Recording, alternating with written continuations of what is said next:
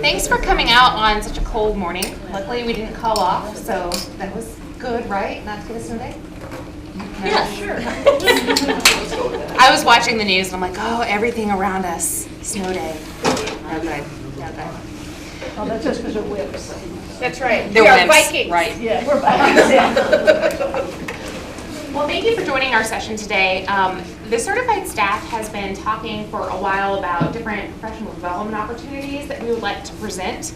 And we decided that one of our main topics was about evaluating staff.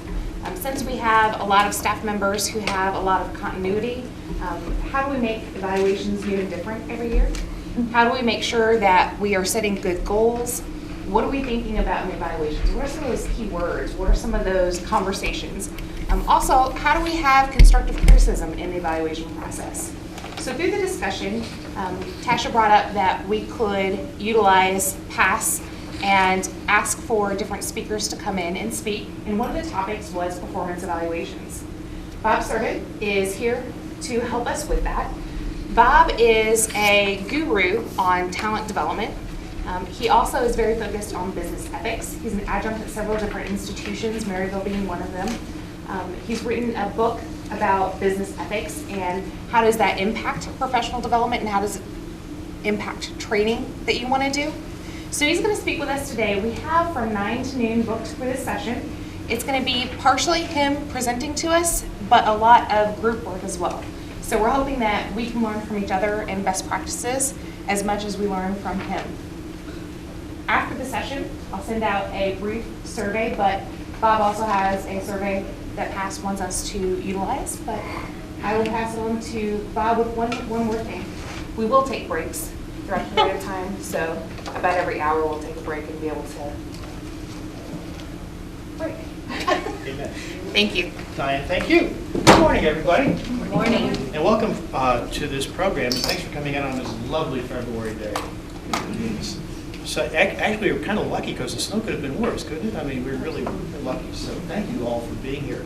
This morning, as Diane said, we will take a break every hour. So if somebody will remind me that, hey, it's time for a break. If during the course of the presentation and work there's a question that you have we're not answering, please raise your hand. Let's look at this as kind of a working session today. Nothing's off limits. And so if we're not meeting a need, then we're missing something important, so let me know.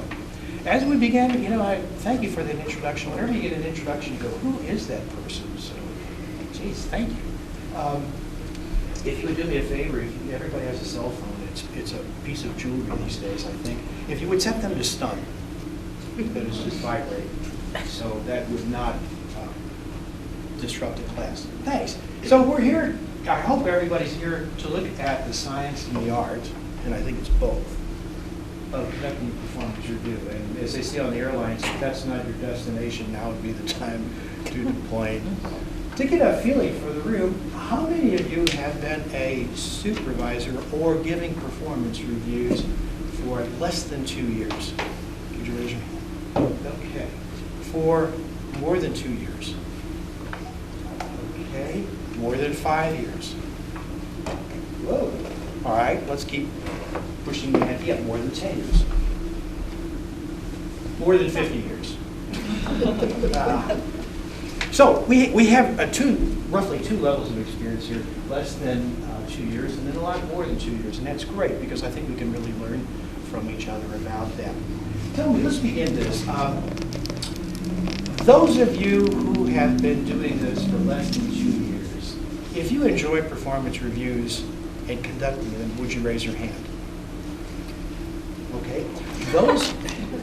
You're alone. By the way, for those who didn't raise their hands and those who did raise their hands, thank you for your honesty. I appreciate it because nothing will, whatever is said in this room stays in this room. It's kind of like Vegas, so feel free to do that. Those of you who've been doing it for more than 2 years, by a show of hands, how many really enjoy it? Most of the time. Most of the time. It depends. It depends. Right. So what I'd like to do is begin by asking you, because there's a lot of assembled experience in this room. By going through, and forgive my printing, As you can see how I did in penmanship, I failed, so. I'm sorry? Can you speak up a little bit? Surely. Sorry, is this better? Okay, good, thank you. At my house, I have a wife and 2 daughters, and the 2 daughters have now married and moved away, but when they were there was always like, please, no more.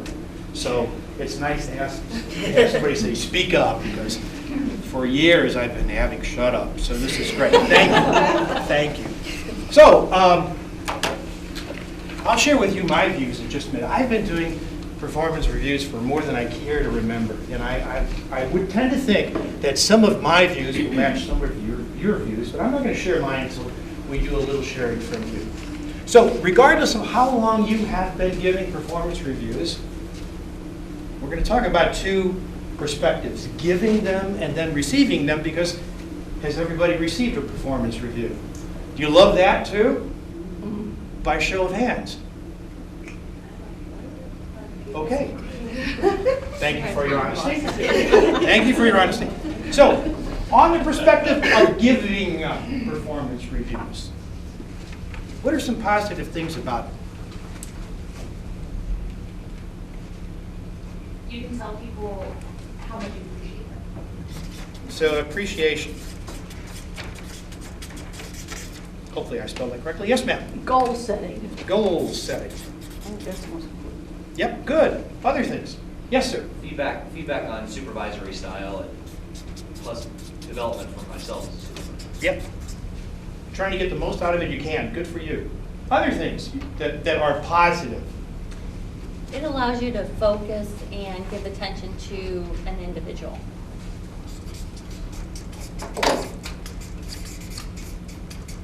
Intention and focus. A lot of good positives developing there, huh? Anything else?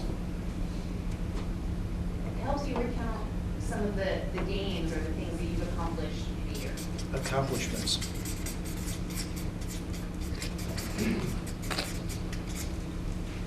Anything else? Opportunity to identify challenges. Sorry? Identify challenges. Challenges, you betcha.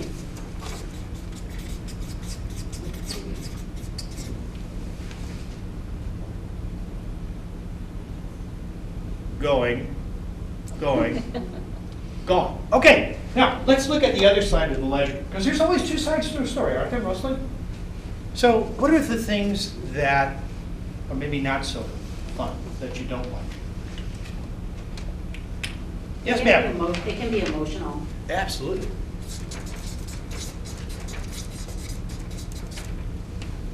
Absolutely. How to form critique. Sorry? Critique, how to give critique in a way that is building rather than deflating. Okay. Building. Can be uncomfortable.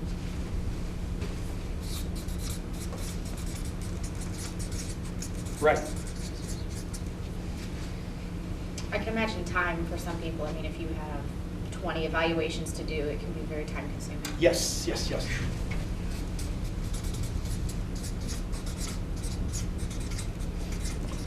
Would it be fair to say, if I may build on your point for a minute, and going back to the uncomfortable, that the drain of time is also a drain of emotional energy too?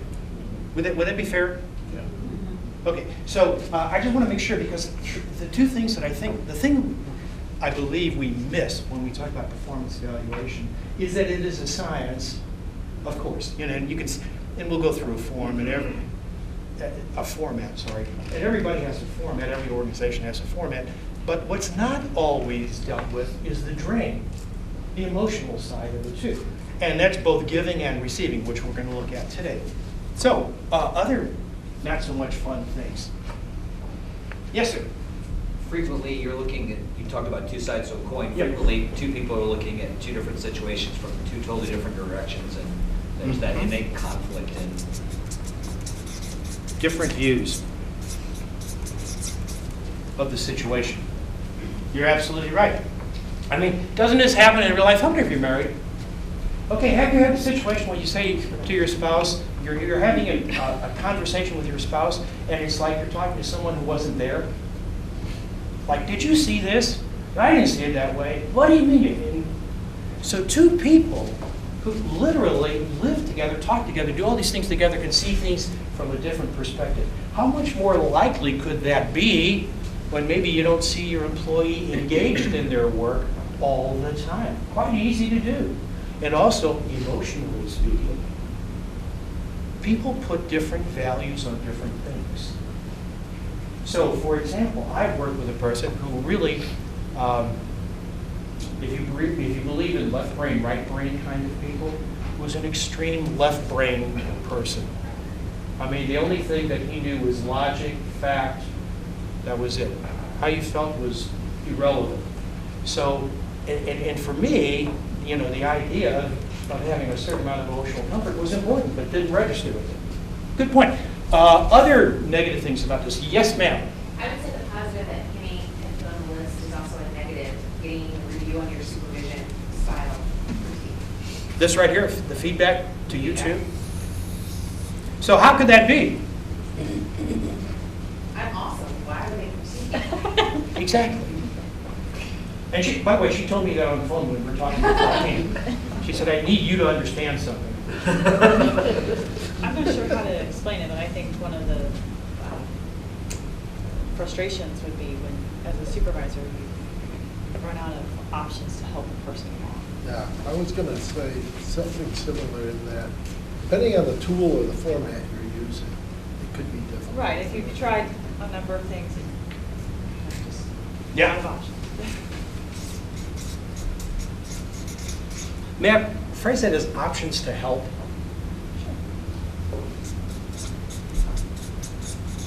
Because, you know, you're trying to help a person and you may run out. Because, I mean, ideally, you're not there to make life difficult for a person. You're trying to make life better, so are there options? Good points. Other things.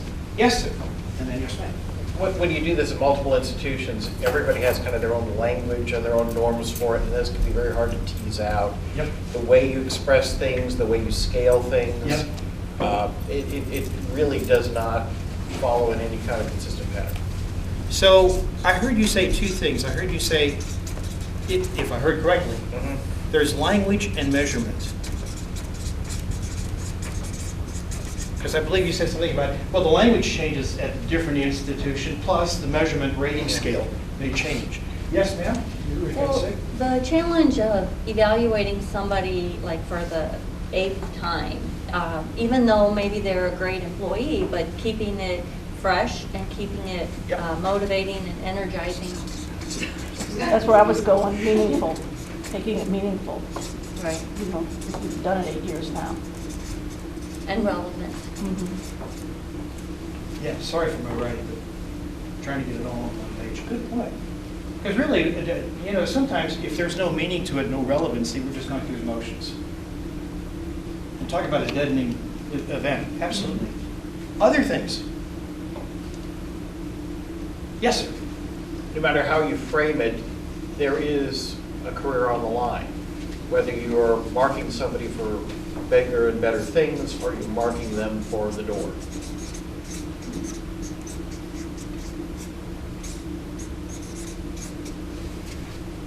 Absolutely. Absolutely. You know, it's really funny. I teach a number of ethics courses, and when we ask students in the ethics courses, so what are some of the most important ethical decisions a manager or supervisor would make? And one of them is exactly as you said, how can I be fair to this person's future potential and their career? Because this is important. When they go to the new position or being considered for a new position, what do people refer to? The performance reviews.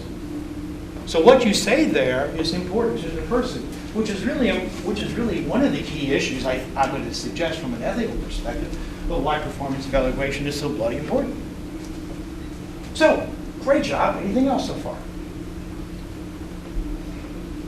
Want me to share my list?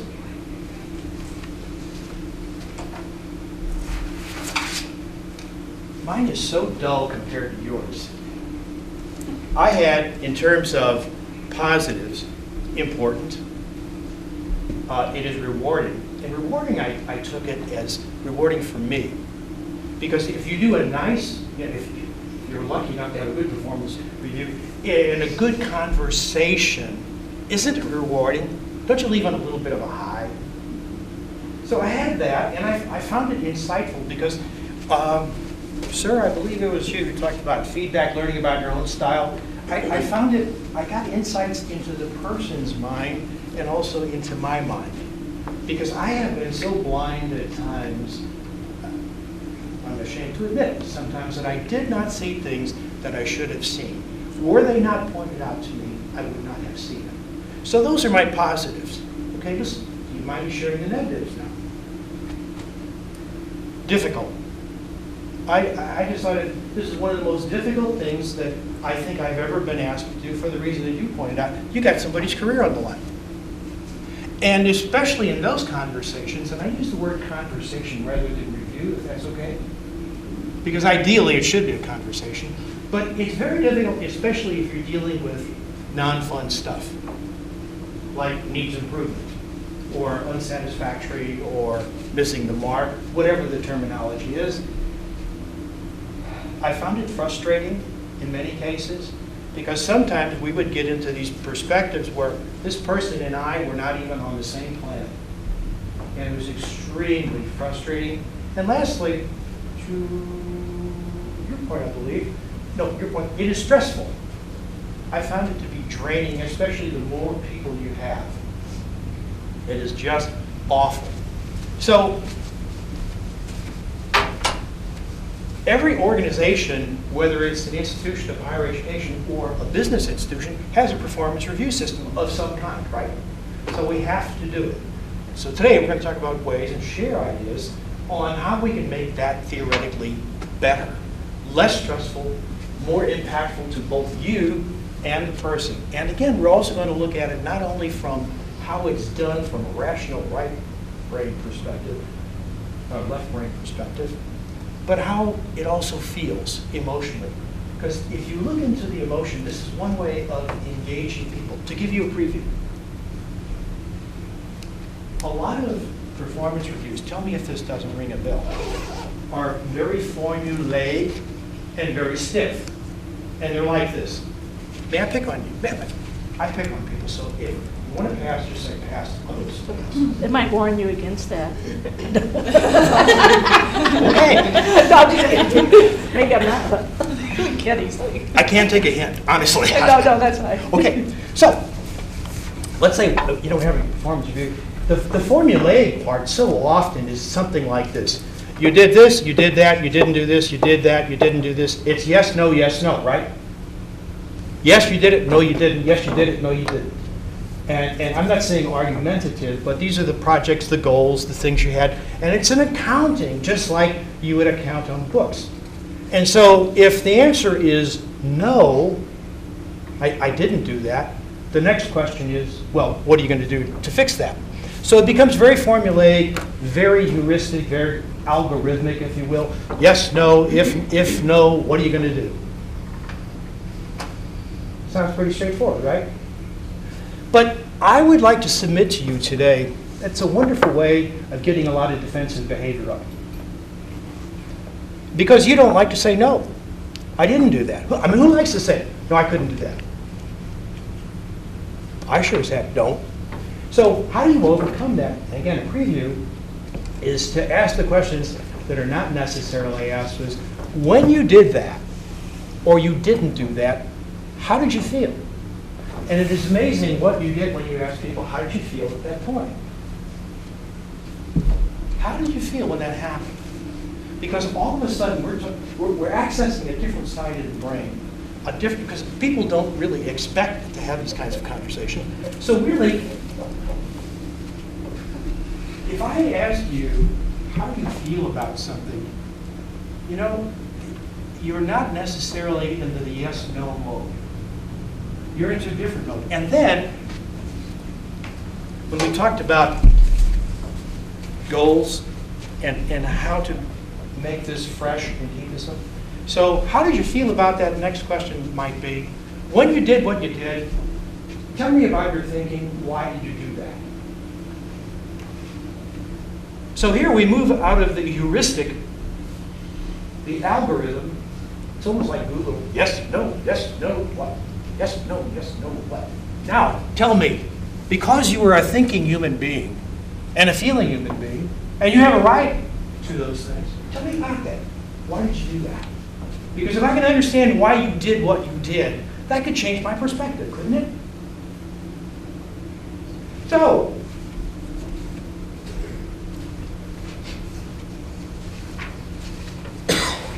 may I give you a silly example? I had the great fortune of teaching corporate social responsibility at the graduate level in Shanghai last year. So I go there, and I don't speak Chinese. You learn a little Chinese on the street, but you don't speak Chinese, and it's an MBA program. And so you walk in, you got all things to go through. And so I'm teaching all morning and all afternoon. 4 hours in the morning, 4 hours in the afternoon. I got 40 Chinese students in the morning. In the afternoon, I got 31 Chinese students, 8 Thais, and I think Brazilian. Very formulaic driven school. But the director of the program is American. So they said, we want you to call roll. Now remember, the view of graduate education is different in different parts of the world.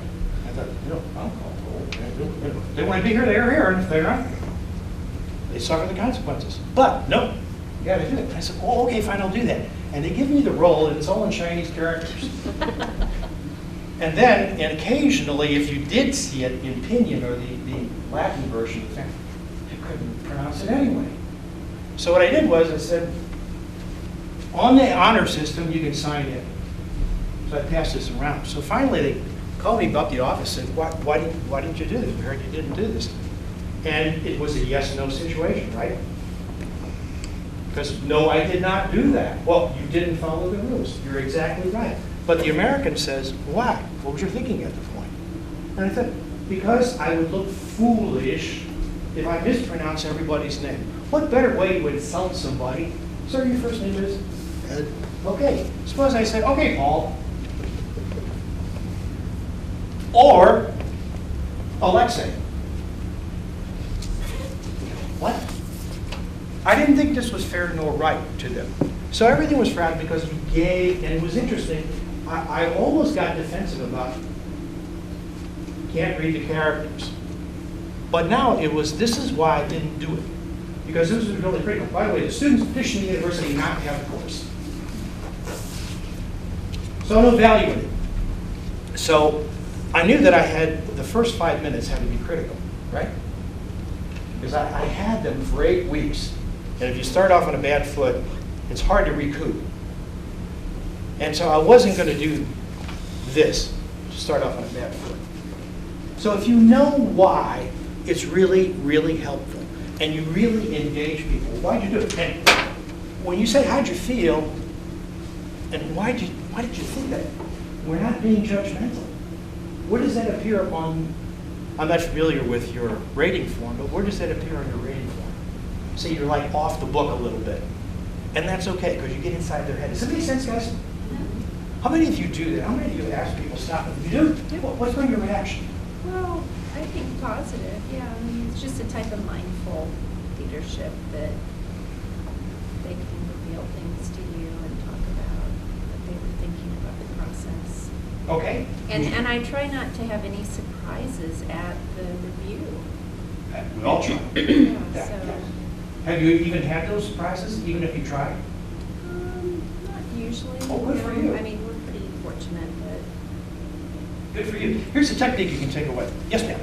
I think that points out, too, about performance evaluations. It's a two-way street. I mean, you had an expectation that you were supposed to fulfill, but you didn't have the information or the training that you needed in order to be able to fulfill that. Right. So some of it comes back on us in a positive way as supervisors that, oh, okay, oops, we had a gap there then. We had a gap between what your expectation was and what your training had been. Okay. So sometimes it's our responsibility to fill that. Can we do not too many theirs. role plays? I'm sorry? Can we do too many role plays? You and you. Sure. Okay. Look how defensive you are. What have I gotten into? All right, technique 1. Am I getting that? No.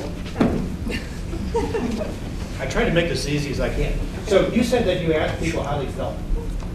Okay, watch this, and I'll give you a technique that I'm sure you use, but let's just, so,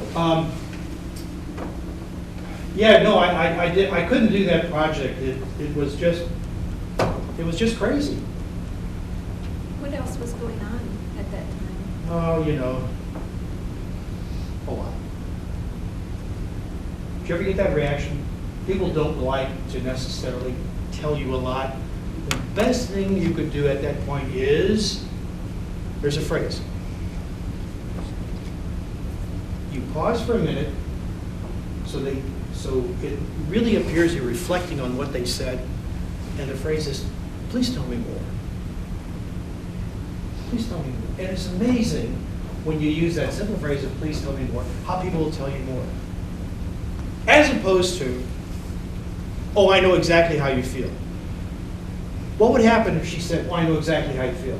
They shut down because they think you don't, or how can you, and you don't learn anything else about what was happening. That's right. You know, you see, because you said that, you understand that I've been having these psychotic breaks, and I've been thinking about shooting the committee. But you said you knew. I know exactly what you mean. I'm being silly, but do you see my point?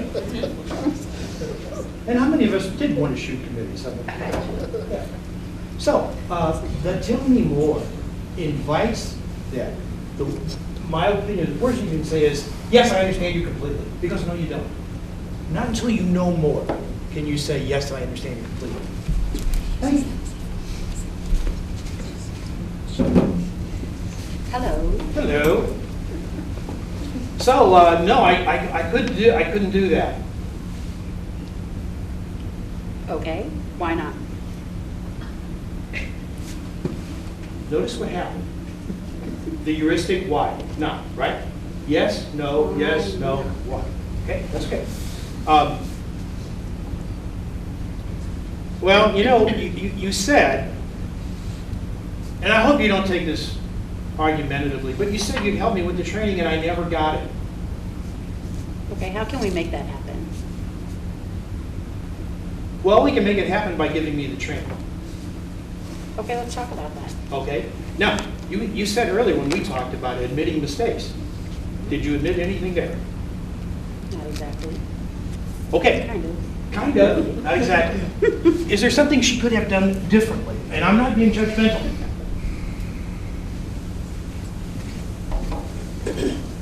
I could say, I'm sorry, I was unaware that you hadn't received that training. You know, going forward, how can we alleviate that situation? Right. This combines that with what she said. Because she said, you know, rightfully, again, remember, yes, no, what?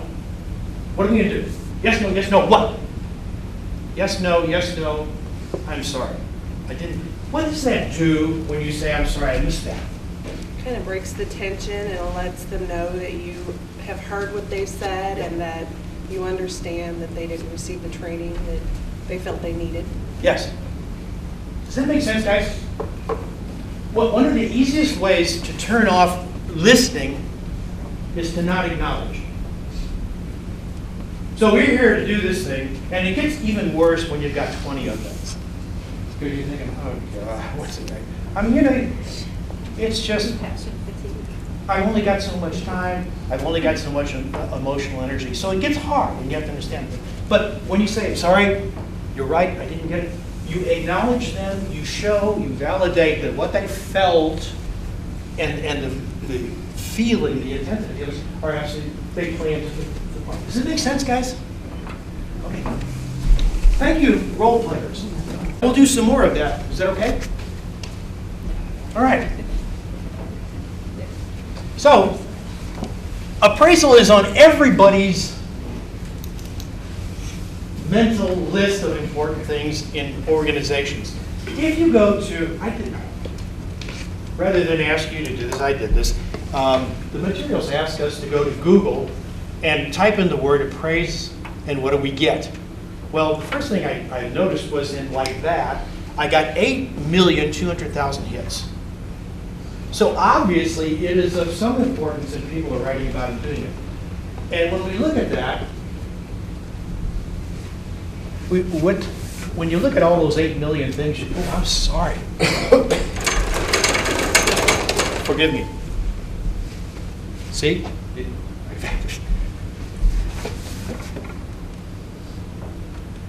So Merriam-Webster's dictionary talks about these essential elements of the definition, about fixing the value, determining the worth, or giving an expert judgment. And these are all the things that you do when you do an appraisal, aren't they?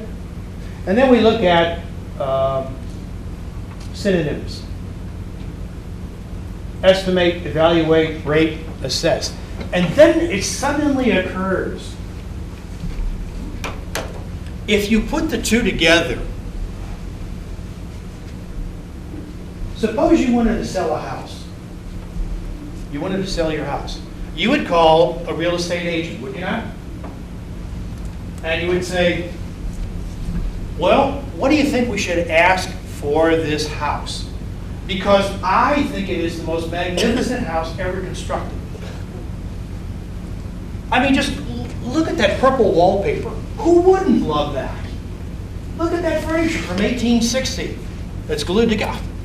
Talk about Americana. Why, this house is worth at least $2 million. And she would say, think about it again, Bob. How about $12,500? Now, she's giving me an expert opinion. She bases that on what?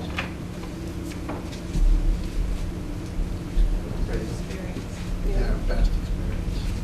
Yeah, there are comparisons in your neighborhood roughly with what the local price is. So it is fair, is it not, for you to say, what is the basis of your expert judgment?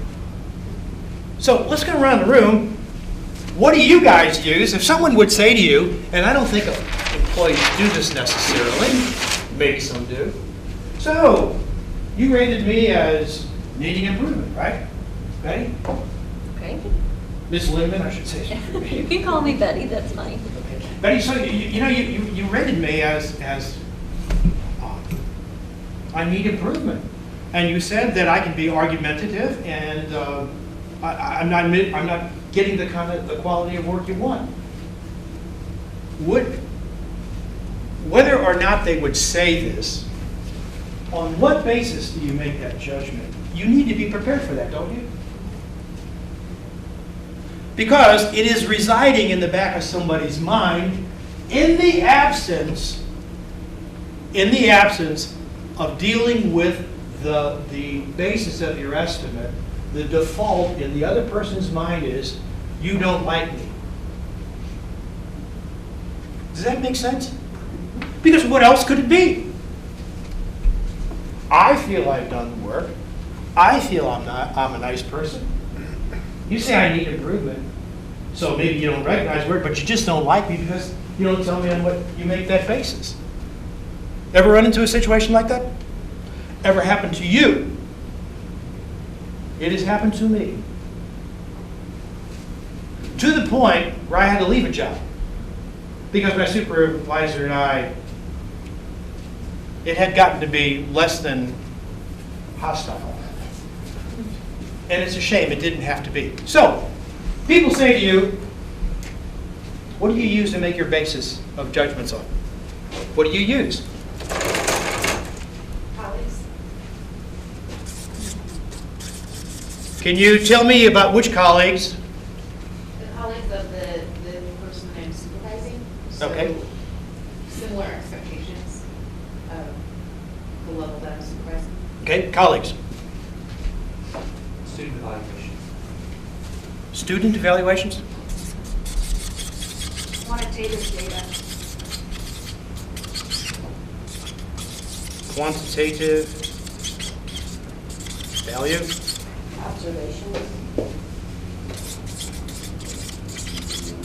Yeah, I would say the expectations in the job description for the position.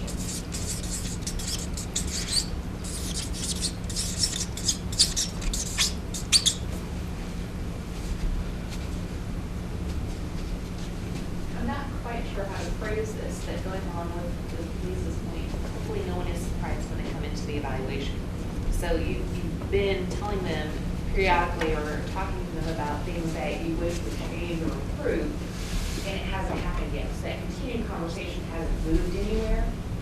Okay. May I phrase it this way? Tell me if I can. Periodic conversations? No? They haven't made a change after the periodic conversation. Okay. It's part of the concern. Okay?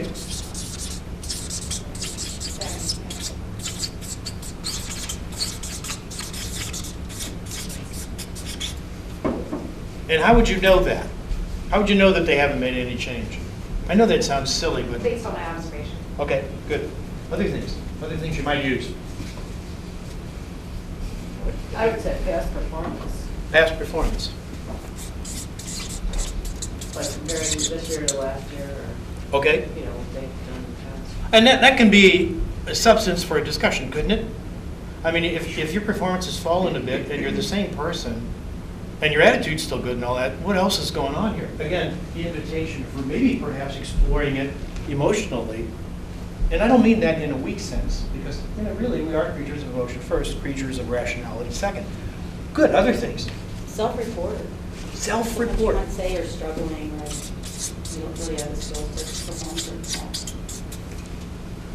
That's a great thing to see if you guys are on the same wavelength, isn't it? How do you think you're doing? I'm doing great. Really? Other things. Yes, sir. I think realistically, we often use ourselves as a model. So it's like, well, that job would have taken me so long, or I could have done it, or I would have had that attitude. And again, it may not be fair, but I think that's an escapism of our baseline. Oh, no. You're familiar with this term, cognitive bias? You know, things that you bring to stop your thinking. One of the most interesting cognitive biases is this illusion of superiority, that it's called. Because if you take a group of people, it doesn't matter who they are, where they're from, you sit them down and you say, okay, I tell you what, on a scale of 1 to 5, how effective do you think you are at what you do? How good at it? And you will find most people will say 4 or 5. Okay, now, on a scale of 1 to 5, same rating system, how would you evaluate other managers in your, dopes, 3, 2s. Or, this happens, this has been repeated study after study after study after study, creating a group, people will say, okay, on the scale of 1 to 5, 3 being average, how intelligent do you think you are? Oh, 4 or 5. Or if there were 7, I'd write it 7.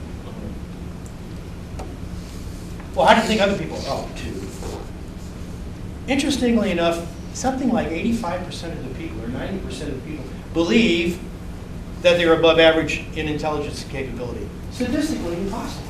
I think this happens in families with partners, where you always overvalue your chore contribution and you diminish the contribution of the other person. I think they've done studies on that. And sometimes I'll find myself doing that. Well, that's been my position, and I lose the argument every time. But thank you for recognizing it. But, to your point, that can create a cognitive bias sometimes. It really can. So here's what I'm going to ask you to do. Would you turn to hopefully we have twosomes, if you'll turn to somebody next to you, and if you will, you see these sources?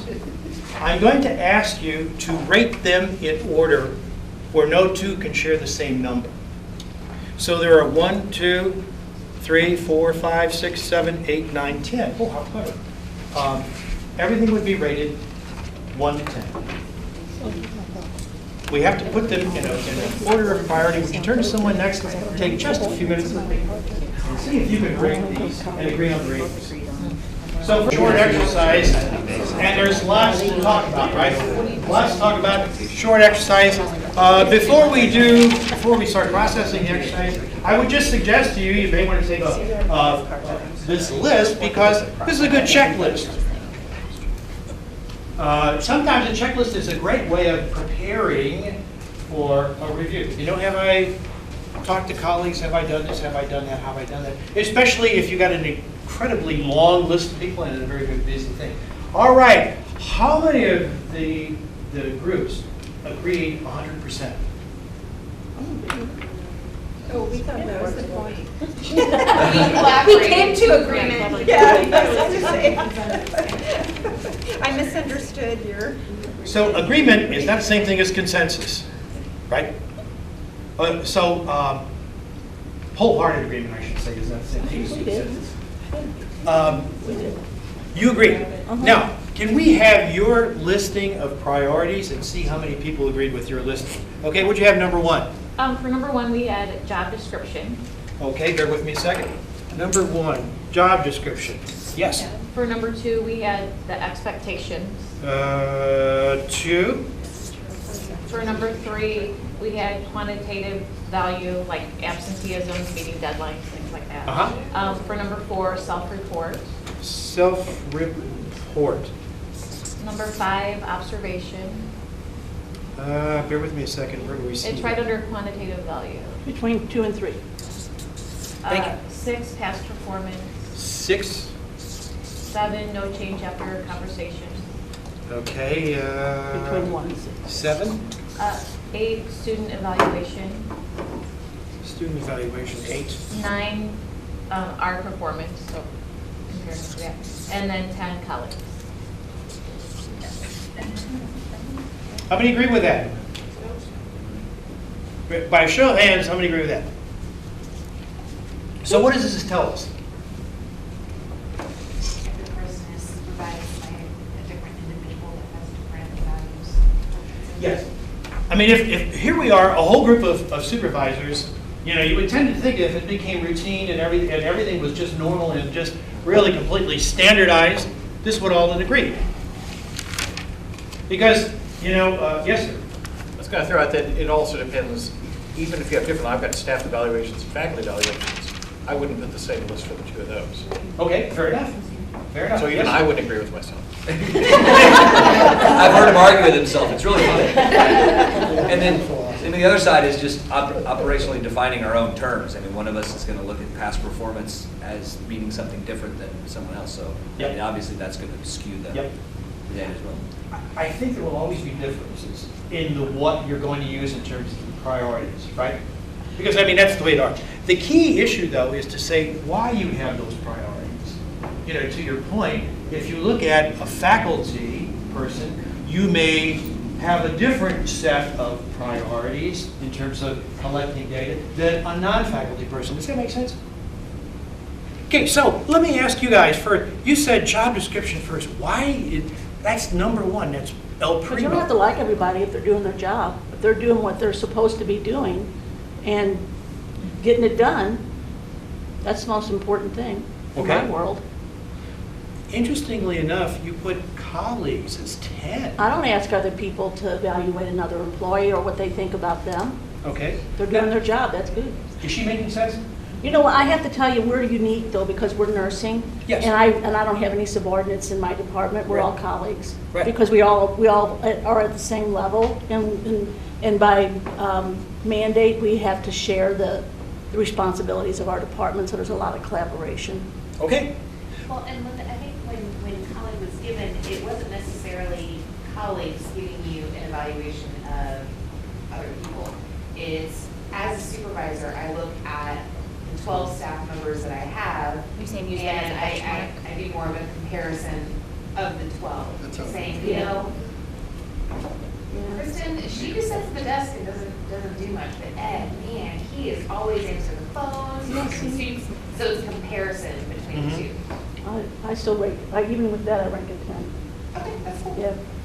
Yes, Whether ma'am. you solicit it or not, you could still get feedback from colleagues about another staff member's performance. Okay. Whether I mean, you someone like can it or come in- not, you do. Yeah, someone can come in and say, wow, they really helped me out a lot, that was great, super, or they can come in and say, you know, because they dropped the ball on this, it caused me to be late with this, or whatever. So you don't have, it doesn't have to be a formal evaluation process. Oftentimes their performance to is have different that. when you're around versus not. True.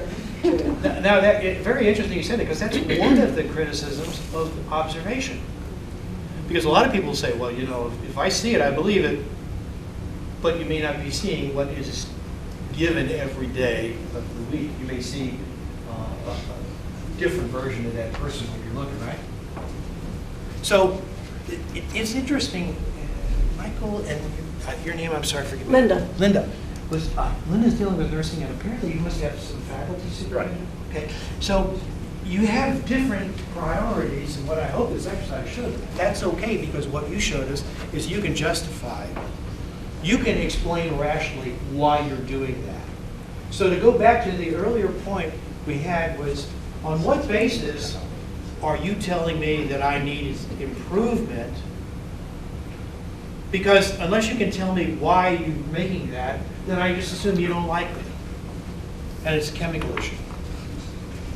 So it is nice to have these things, and again, if whatever order of priority you set, that's okay, provided it makes sense to you and it's applicable to the situation, right? Are you going to touch on advice or guidance on when, as a supervisor, you're using your observations or your expectations, but the employee's giving you feedback that, well, that's not how that's not what I meant. That, that's just your perception. That happens so often that one person's saying, well, that's not really how it happened, and that's not what I intended, and I can't believe you thought I had a bad attitude, or, I cross my arms because that's how I'm comfortable, or, whatever it might be. And the supervisor's still saying, but that's my perception. So I think that's, when we're talking about measurable things, that's not difficult. Yeah. But it's those attitudes and those perceptions that I think, I'm the director of HR, and that's what I get the most questions about. When it's he said, she said, and there's no defining measurable point. So I'm hoping that, I have to leave early, but I'm hoping that the group gets guidance on that. You were going to add, yeah, well. I was just going to say, based on that, what we use for data, what we use for facts going into these observations is going to be prioritized. So for example, you have student evaluation on our list of 10.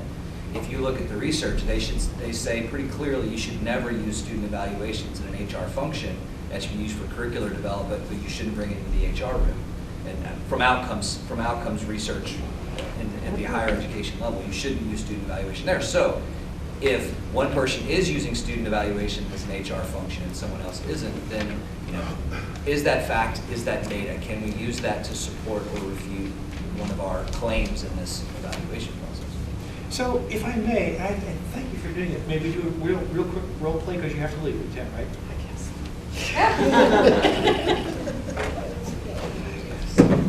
And let me know if I'm not expressing what you. Oh, got it. You're the supervisor. I'm the supervisee. Fair? Okay. Really? Turn your head and look that way and not at her,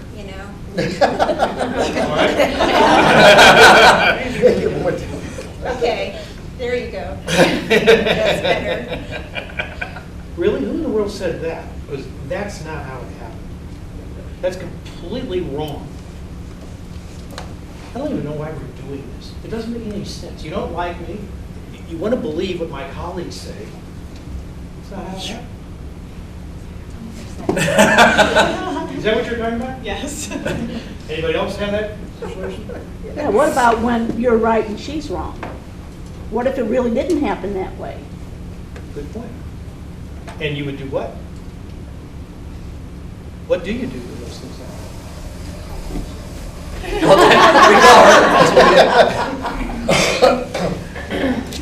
It's been nice having you as a colleague. Evaluation training. Yes, ma'am.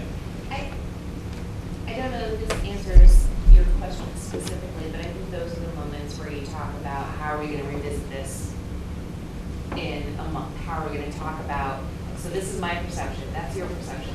How do we help each other find a better common ground? Mm-hmm. Because what you're doing that you don't think is making me feel uncomfortable is. Mm-hmm. And I'm not expressing it often enough at that point to help you recognize what's going on. So how do we continue to address it to try and find that medium ground? Yes, ma'am. Unless you're talking about a flat-out personality conflict, there still should be something that either did or didn't happen. I mean, some expectations being met or not met. And that, I think you need to bring the conversation away from what's being perceived as a personal attack, perhaps, to, okay, this is the bottom line, this is what needs to be accomplished. What can you tell me about how it did, either, again, I want to get into the why not, but what can you tell me about why that happened the way it did, or about the missing elements maybe? I would get it down to more the task and out of the realm of a personal, yes you did, no I didn't. You not gonna get anywhere. Okay. And I think, Betty, where the frustration comes in is when the person is, like Linda says, she just wants to get their job done. Right. But I think there are often times that employees getting their job done, you go through the job description, check, check, check, check, check, it's all great. But, you know, there's a perception that they're not a team player. Right. They're not, you know, consistently providing that warm, fuzzy smile, that customer service that you're looking for. You know, there's the soft skills. Yeah, there's a style element. Definitely that are, I just think are more difficult to address. Okay. I think everyone here pretty much knows how to deal with things that you can support with data and examples Right. and measurable Right. outcomes. And we're getting back to the emotional side, are we not? Absolutely. Because, again, there's the science of a performance review, and then there's the art of it. The art has to take in the emotionality. So the minute you and I have a conversation, and here you are, you're an extremely rational person. You've just told me about a problem-solving methodology you might take. But my feeling is that in the actual moment, when you're telling someone how you actually feel and this is important to you, and that person is not listening to you, how do you feel? Sorry? Aggravated. Aggravated. I'll bet you Disregarded. if we could put a cuff on you, and you're the nurse, but if we could put a cuff on you, I bet we'd see your blood pressure go up. If we could see behind your eyeballs, we could see a defensive wall going up. It is only natural, because it's part of the fight-flight thing. Someone has just challenged you. And so immediately it's going to happen. And this is the first thing that will get in the way of having this conversation, because it's normal and natural for you. So if you expect it, so what might, may we role play this? Can you guys give me 5 more minutes before we break? Can we role play this? Is that okay? Sure, there's lots of other people here, but. I just saw your defense walk. I know. Sure, come on back. Okay, see the price you pay for being rational? Sorry. I'll stop it right now. Betty, he did give you the pass safe word if you needed the pass. He said, Okay, gave you the safe yes, word. that's all right. I'm a team player. We'll go with it. Okay. Okay.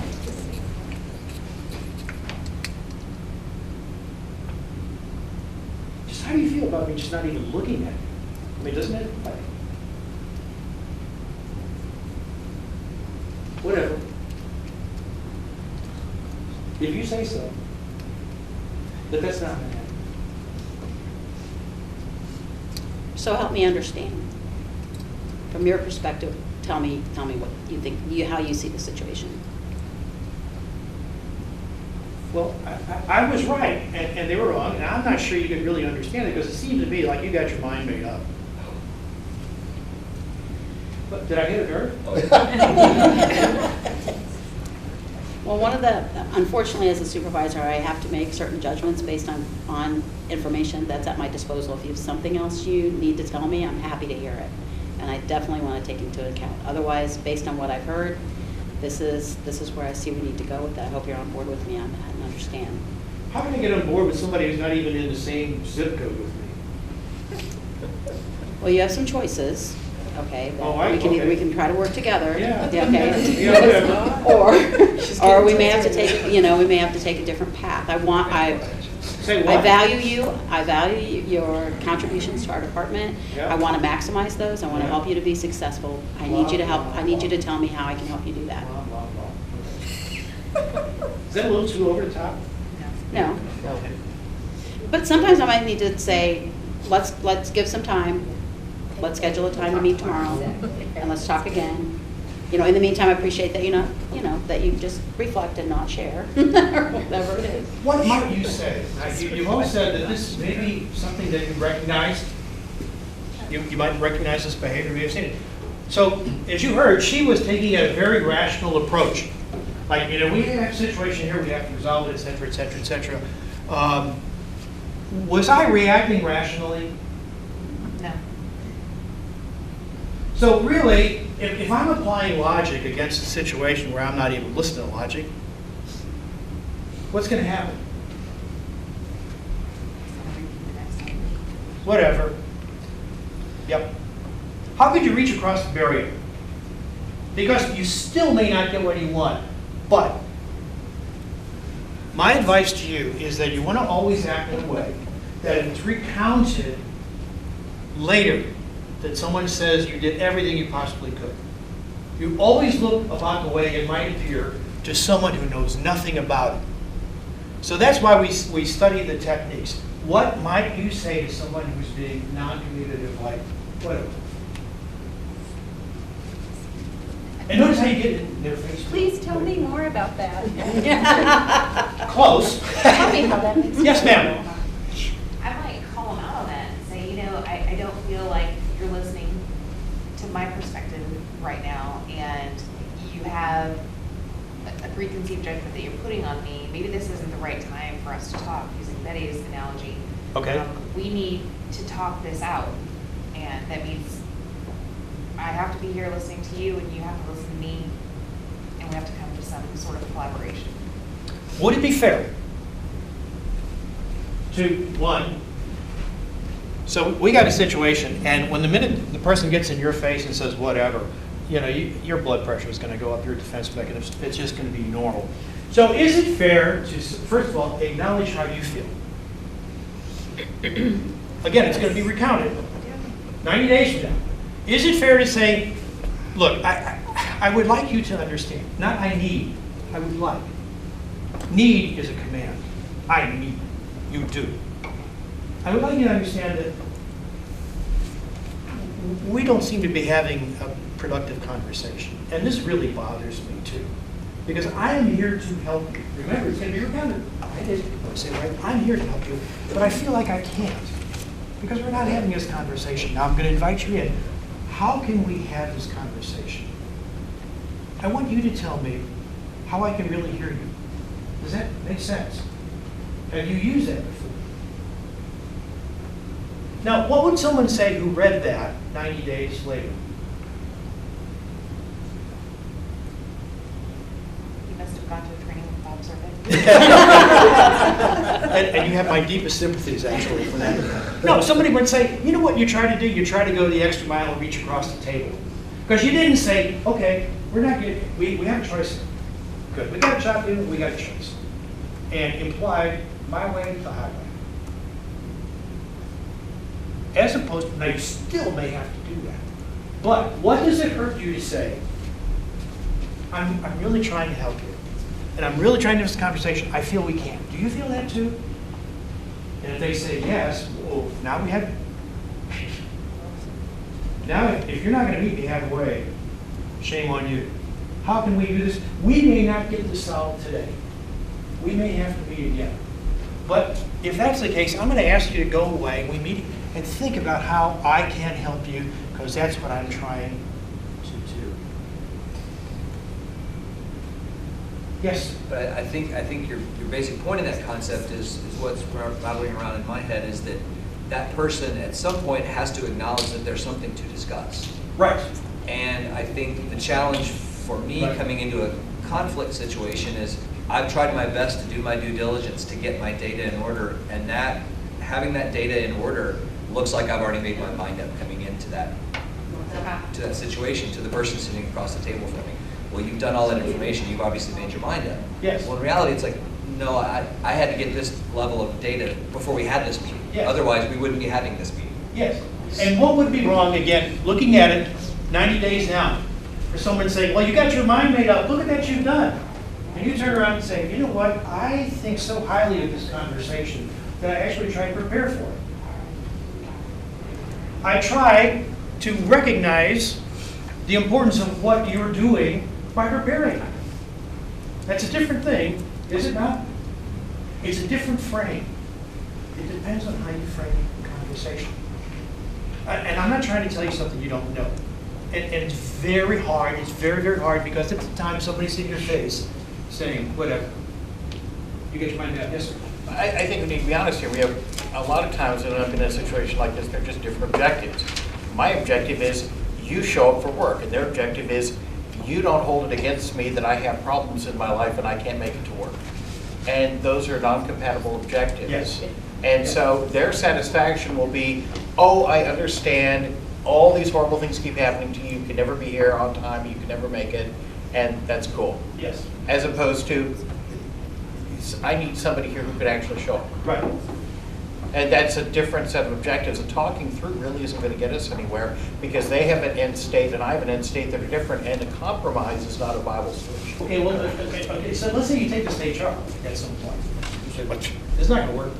I mean, you know, we can't have, for example, we can't have firemen, fire ladies saying, you don't understand, I couldn't be there that day. I had personal problems. Really? So you're right, at some point, you've got to get the work done. All I'm saying is it does not hurt to listen to the person and really try to listen. Because you have justified it then by listening to this saying, you know, that's really tough. I know, you know, it has to be very challenging. Now I'm going to ask you to just sit on my side of the desk for a minute. I've got to get this done. If you were me, what would you do that would be fair to everybody else? So if I let you come in 15 minutes late, but I didn't let her, how could that be fair? What other thing could I do? Now, that may not change that person's attitude. All I'm saying is 90 days from now, how would someone look back and say, here's what Mike did? Does that make sense? I had a situation, we're going to take a break, promise, 1 minute. I had a situation like people were unmotivated because it was really hard working where it was almost impossible to fire people. I mean, you had to catch them stealing at 3 o'clock at a certain time. But what I finally had in frustration, what I finally resorted to, and you learn these things only by, I finally had to get into shaming. Why? You know what? I think you're a very talented person, and that talent is not coming out. I know you can do more than this. I know. And really, you know, you may have done this job 1,000 times. It may be old hat to you, but really, how can we let your talent come through? Because you are more capable, you're a better person. And if they don't rise to the occasion, at least 90 days later, what is someone going to say about mine? It wasn't affirmative? So anyway, why don't we take a break? I kept you too long. How about if we come back? Will 10 minutes work? How about when we come back? So 25 after. It's a very Welcome back. Oh my. Be careful, yeah. You get an A. Yeah, you have a lot to do. I closed the lot of it, sitting back there. Thank you very much for coming back. Excuse me for 1 second. Oh my God. Okay, stop. I need a reality check. Is this meeting your needs so far? Certainly. Okay, are we getting into like the reality of what you do? Okay, good. Please, again, if I'm missing the point, not going where it's important to you, stop me and tell me. Oh my gosh, isn't that interesting? Okay, so we've just done some of this. So I'm not going to bore you with that slide. I'm going to read something to you. Tell me why it makes sense and why it doesn't. I'm going to show you all this stuff on this slide because we've kind of discussed this. Haven't we? I mean, we've looked about discussing with employees, keeping notes, et cetera, et cetera, et cetera. But I'd like to talk about something that came up in a conversation during the break about trying to do something new. And even if you've done this a long time, if you're dealing with a novel situation, which is the same thing about it being new, how do you deal with it? So, General Dwight Eisenhower said, planning is nothing, plans are nothing. Planning is everything. So why is that an important phrase for us? Plans are nothing. Planning is everything.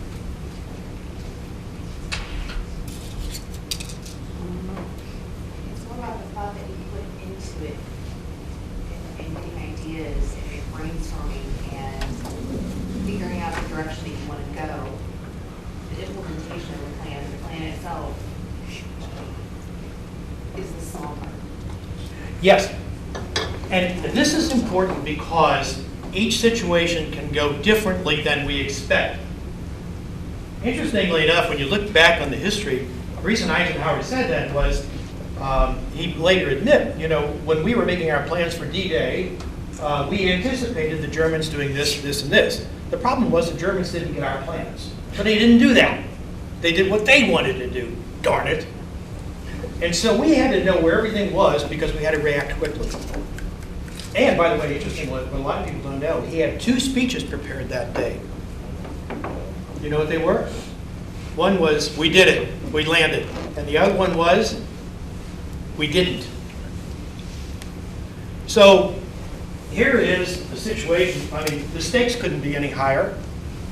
Does all the planning, knows that the person on the other side of the beach can do whatever they want to, and so we're going to have to be flexible. And if we don't know where everything's at, we're not going to be up to the challenge. And secondly, things may not go well that day.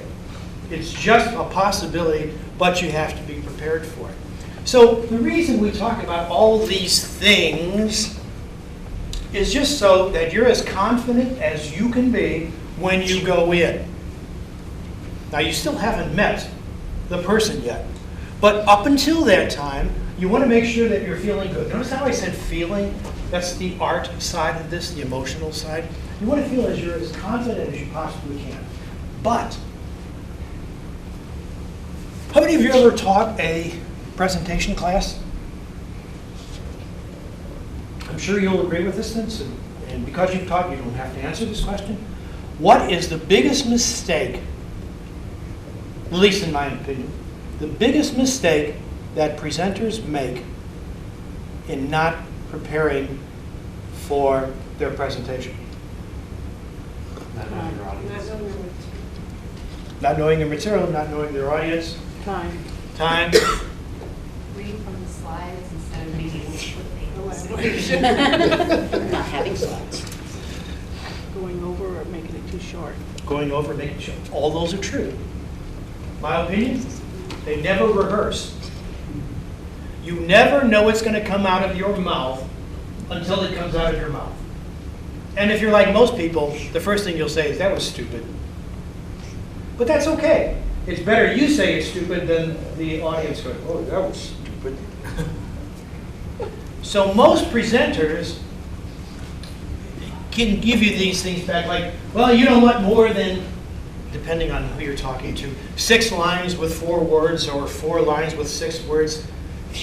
To me, kind of irrelevant if the person doesn't know what they're talking about and doesn't convey that. And you can't convey until you rehearse, until you know and know and know. My undergraduate was in music, and I went to an old style music conservatory, European style. And in the old European style, which differs from some of the American university style, you had to do a lot of recitals. So you had to appear in front of people and you had to play, just like any performer would. It's nerve-wracking. Because I was a clarinetist, and what happens is when you're in front of people, you bite harder than you normally do, so they can affect the pitch. Lots of things happen if the hands shake, all those kinds of things. So my instructor, and we really had good instructors, they used to talk about a couple of things. One, muscle memory. Practice this. So you could be just sleeping and do this. You had to do that. Number 2, you need to actually do dress rehearsals. That's why you do a dress rehearsal, because you don't know what you're going to do until you're on that stage facing those people. And then the next thing we learned was recovery, because we knew that something could happen. So you're like doing the Mozart and all of a sudden, squeak. Well, can't call that one back. What do? But it all starts from the rehearsal. So if you are dealing with a situation like a difficult employee, or this is the first time you've done it, may I make this suggestion? Find a colleague, and if it costs you a beer, it's worth it. Rehearse it. What are you going to say? And really, if it's 2 beers, it's still worth it, and you're doing okay too with 2, And if you were this person, how would you respond? Because you unfortunately, are a prisoner of your context. You are you. You can't be that other person. Have you had the situation you're having a conversation, someone says to you, have you ever thought about this? And you go, no, I haven't. That's the value of the rehearsal. It makes sense. But so often we prepare and we don't rehearse. So if it is a difficult situation, my rational pal. Yes. If you were rehearsing and you were saying, I've got a difficult situation, here's what I want you to do. I want you to look like this. I want you to get in my face. I want you to do these things. It's that you can experience it. Make sense? Because it's only then that so you have all this cognitive preparation. You've got all the checklists, you've got the data, you've got the scores, you've got all these things that can be written down, quantified or qualified in written form. What you don't have is behavior. The behavior comes from the rehearsal. The behavior comes from the rehearsal. So if you want to polish your behavior, you rehearse. You would be surprised, maybe you wouldn't be surprised, of all the people who say, you know what, that makes great sense, and never do it. And then, is there any wonder they call it death by PowerPoint? Okay. We've been through this, I think, too. I'm not going to take through the material just because it's on PowerPoint. Okay, I'm just going to go through the PowerPoint. It's crazy. Yeah, you know all this sort of stuff. By the way, what are your what are the ratings on your performance review form that I have to choose from? Okay, so it's kind of a stark choice. Yep. So it's either you did or you didn't. Which is okay if you got a finite set of topics, but when you've got very big, broad topics, then it's difficult. If you break one subject into 10 different things, and I can go through there and say yes, no, but if you lump all those 10 under one topic, then that becomes difficult. Sure. Or what if the area is subject to judgment? Exactly. A lot of it is. It could be a judgment call. Two experts can look at the same situation and see two different things, right? So, satisfactory, unsatisfactory. I would submit to you, if the choice is binary like that, even more for the preparation and the rehearsal. Because just in case, because it's either you did it or you didn't. And if you didn't, you'd better be prepared, right? Yes, sir? Well, we're also not supposed to be issuing unsatisfactories without having some lead into that. Basically, there's already some kind of paper trail before we get to that point. Absolutely. Absolutely. Michael, rationally, I cannot disagree with you on that. I think that makes perfect sense. If I would advise anybody, it really makes good sense. What concerns me, though, is the day of the conversation. Because what can happen, given that it's an emotional situation, you might alter your judgment or say something you didn't intend to under the influence of that context. Does that make sense? You never did like me. It was clear from the very beginning. You didn't think I could see anything. Don't you see at least some element of what I did good? Well, yeah, maybe I was wrong. You see how the door can open? So that's why the rehearsal. I'm not trying to over-dramatize, but it really takes a lot of weight off your shoulders if you've done that. Now, if you say, hey, look, I'll tell you what, the only thing I care about is you did or you didn't, and here are ways of really quantifying it, it's so great. But in a lot of our jobs, there's a certain amount of gray area. A certain amount of gray area. Anybody faculty in here? Okay, well, so you know how it is. You go into a classroom, and you know that there are various personalities in that classroom.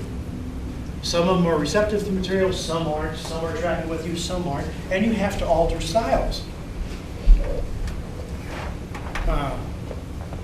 And you can teach the same class from 10 to 11 as you do from 11 to 12, and you could use different styles because you have to adjust based on the situation. Fair?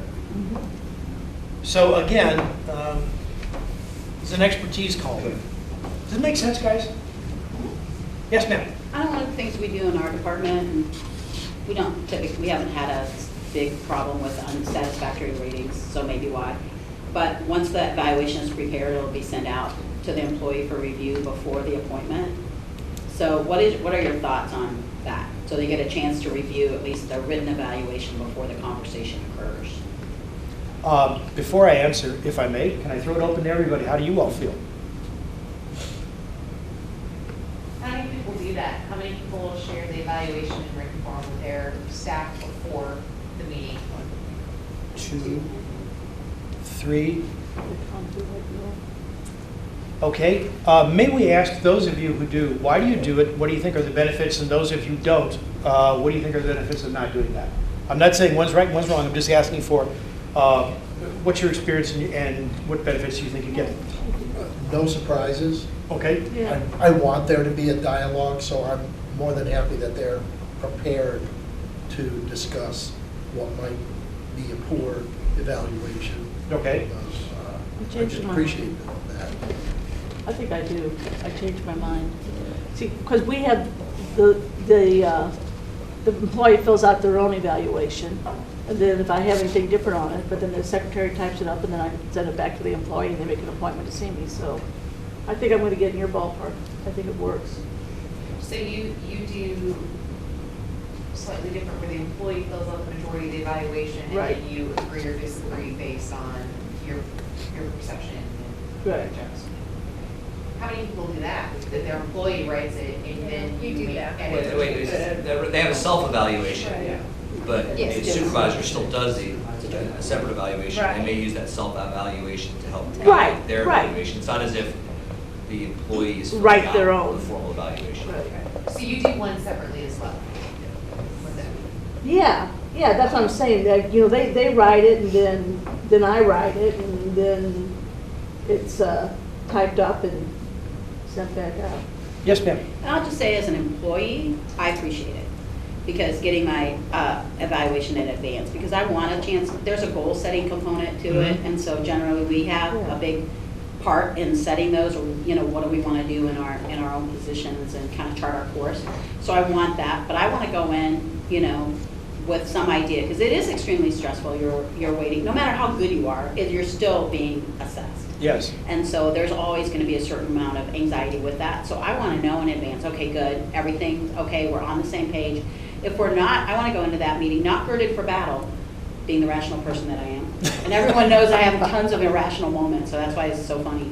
But that I want to go in, prepared with information, that I have, or with my own plan. Yes, I agree with that, and here's how I plan to correct it. Yep. So I can come out in front and be professional. So I appreciate it, as long as it's not something, and there shouldn't be surprises, but I guess if there were a lot of unsatisfactory or an area that might be something I might not be as self-aware of, whether it's been presented to me or not, maybe I'm not accepting it, I might feel differently.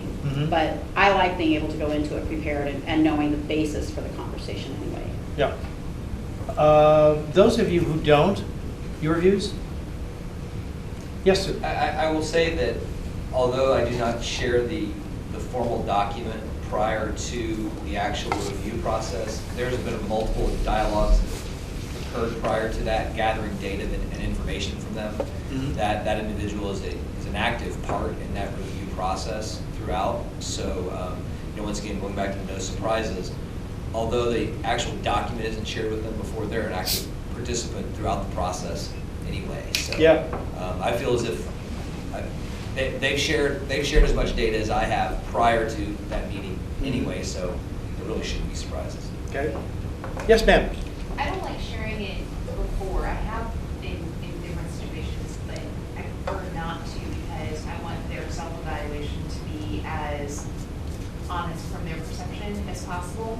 And so from my perspective, what works best for me is the first half hour of the meeting is I want to read yours, you read mine. Let's see what we agreed on. Let's see where we disagreed. What are some of the things that I missed? What did I forget to write down about your performance? Because it's been a year. I make mistakes. Maybe there was a big event that I completely blanked about writing your performance on.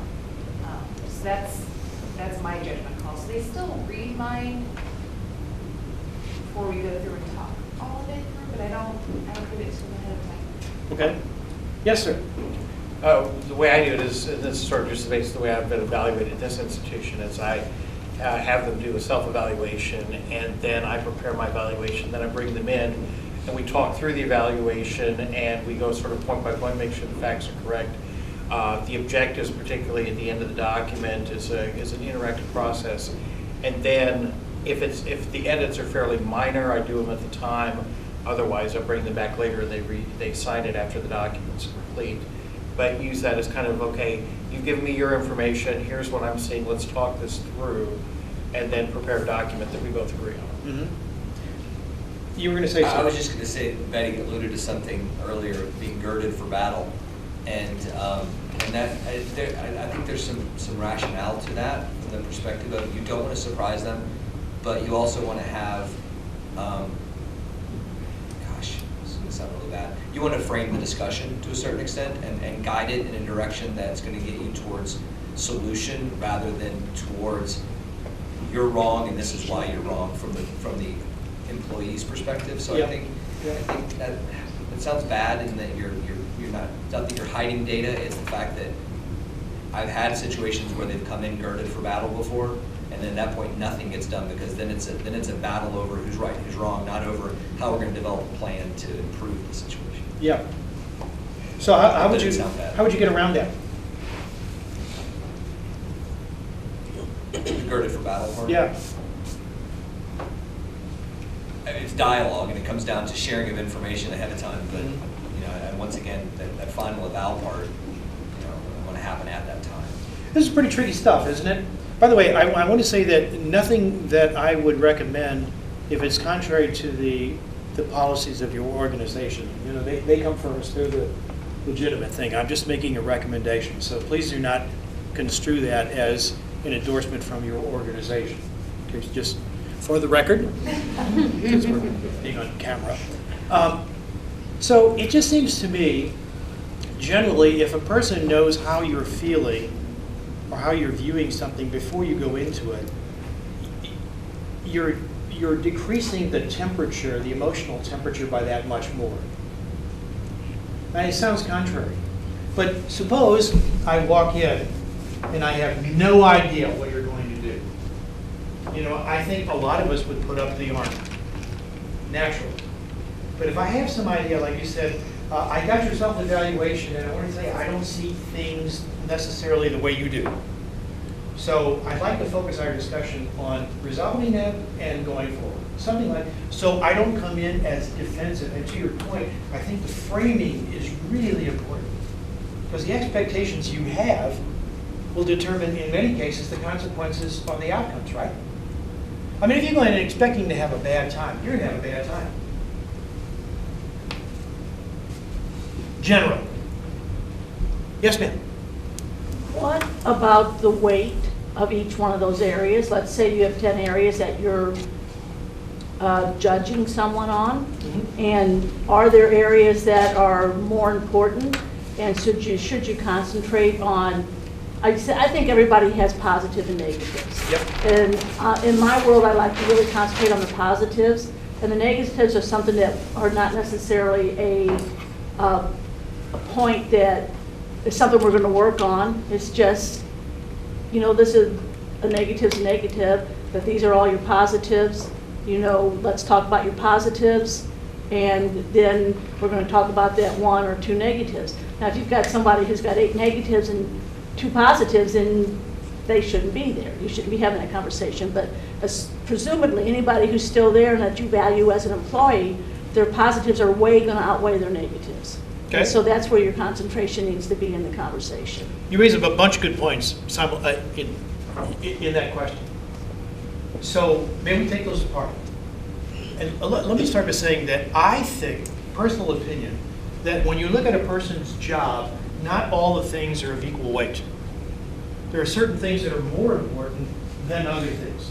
So for example, if I'm using the example of a physician, one of the things that I personally place as top on the priority list is being able to diagnose. If you can't diagnose, you may as well go out and have a beer.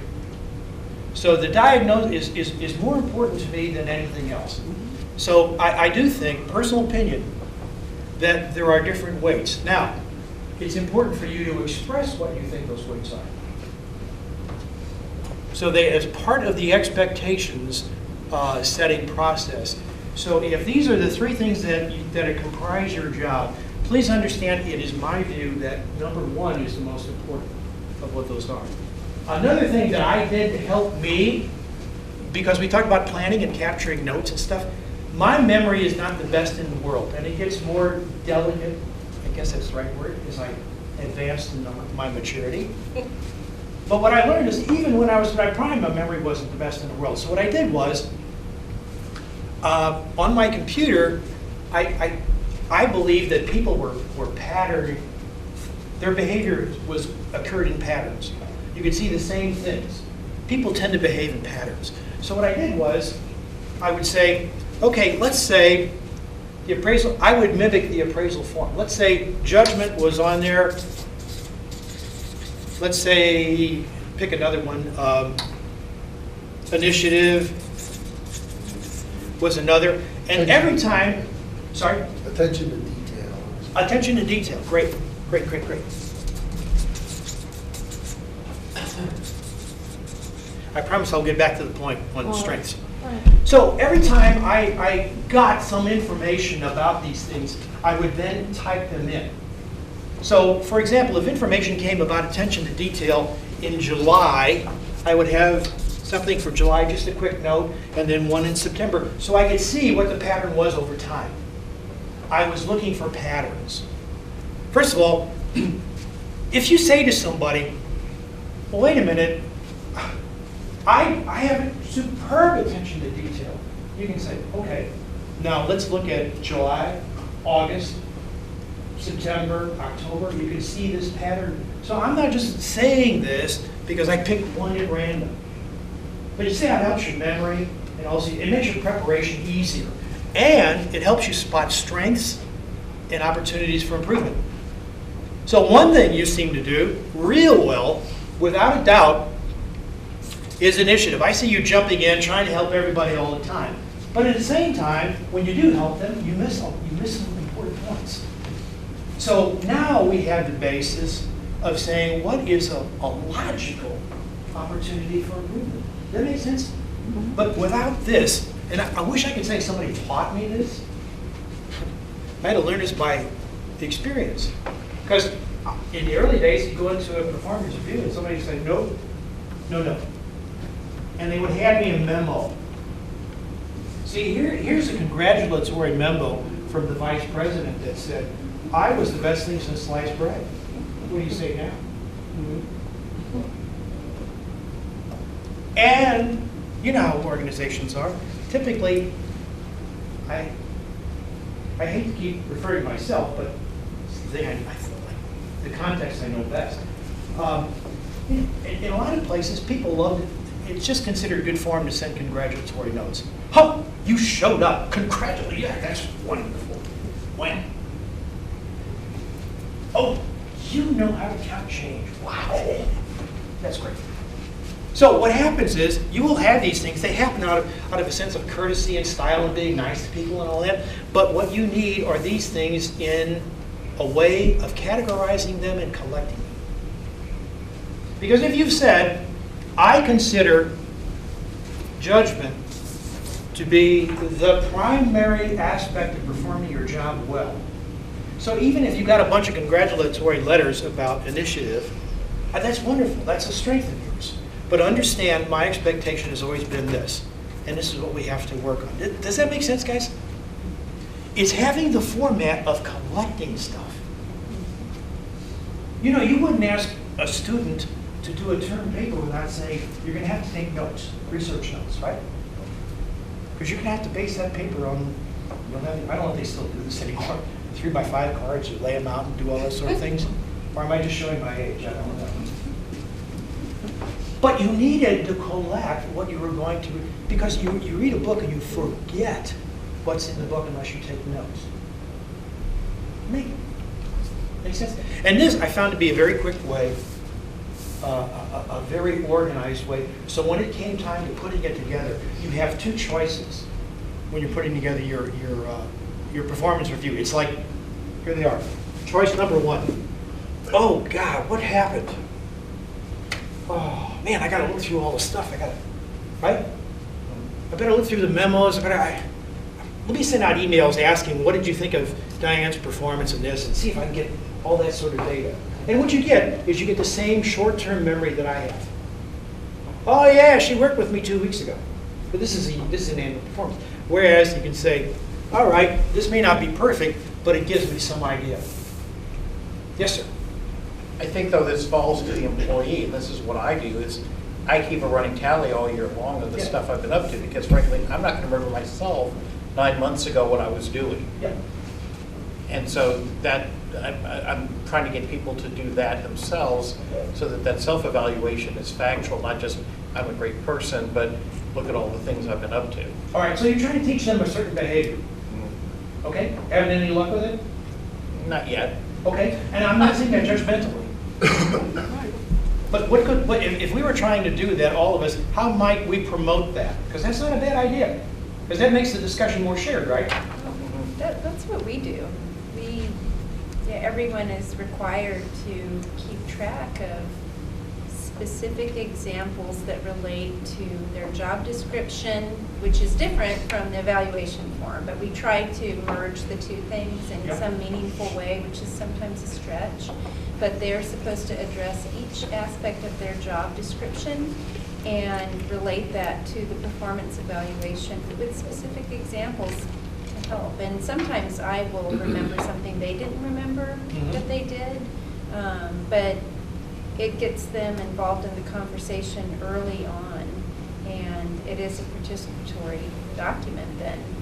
And I can add to it, or use lots of superlatives, which I like to do, but it puts it on them to really help document. Do you all have the phrase that the examples should be typical of your performance? Some can be typical, some can be, because we're working with the public, exemplary or unusual if it was going above and beyond, because sometimes employees are asked to do that, so it can be either. Okay. What occurs to me, and Diane will be right back, what occurs to me is that if I'm going to say this is how you did in a year, because it's a year evaluation, as I understand it, annual evaluation, I have to make, even if you did a couple of things just truly outstanding, how did it look for the year? How did it look for the year? So if you're going to ask people to do these things, I know it can be difficult if they're not inclined or that's not their habit, but I think the way you reinforce something is you're going to be, when you come to the conversation, bring your record. And even if you have to, you can supply the template for them. But that's why I think that something like this really makes sense, because we look at the overall pattern. What is it? A stopped clock is right twice a day. Does the clock function? But it's right twice a day. The clock stopped at 10 o'clock. It's right in the morning, it's right in the afternoon. But 1 o'clock, 2 o'clock, it's not right. That's why I think it's kind of important to, and I think it's fairer to the institution, to you and to them, to do this. Opinion. Is it easy? No. Does it take extra effort? I think so. But at the end, it makes it easier on you. Comments? Arguments? Yes, sir. To me, this is a logical conclusion of the limitations and the gradations that we can give on our evaluations, in that when I'm doing an evaluation, I tend to go to the ends of the bell curve, because I'm going to have to justify someone who's at the right end, and justify someone who's at the left end. I'm going to have to gather a lot of data to say someone's not satisfactory. So the gathering of data tends, in my mind, to be focused on those employees that I have to gather the most data on. If we had multiple striations within that graded scheme, then I may have to, because I've got to justify between 2 and a 3, whereas I only have 2 options. And so my focus tends to be on those that are going to be at the ends of that bell curve. I will give you an example, and I think all rating systems are challenging in one way or another. Last organization I worked for said this. Okay.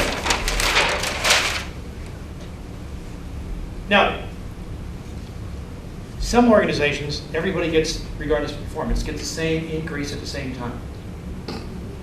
I worked at one of those organizations for 7 years. That's Yeah, a- this is- yeah, yeah. that's- we're good. COLA. Yeah, mine was St. Louis Community College. So,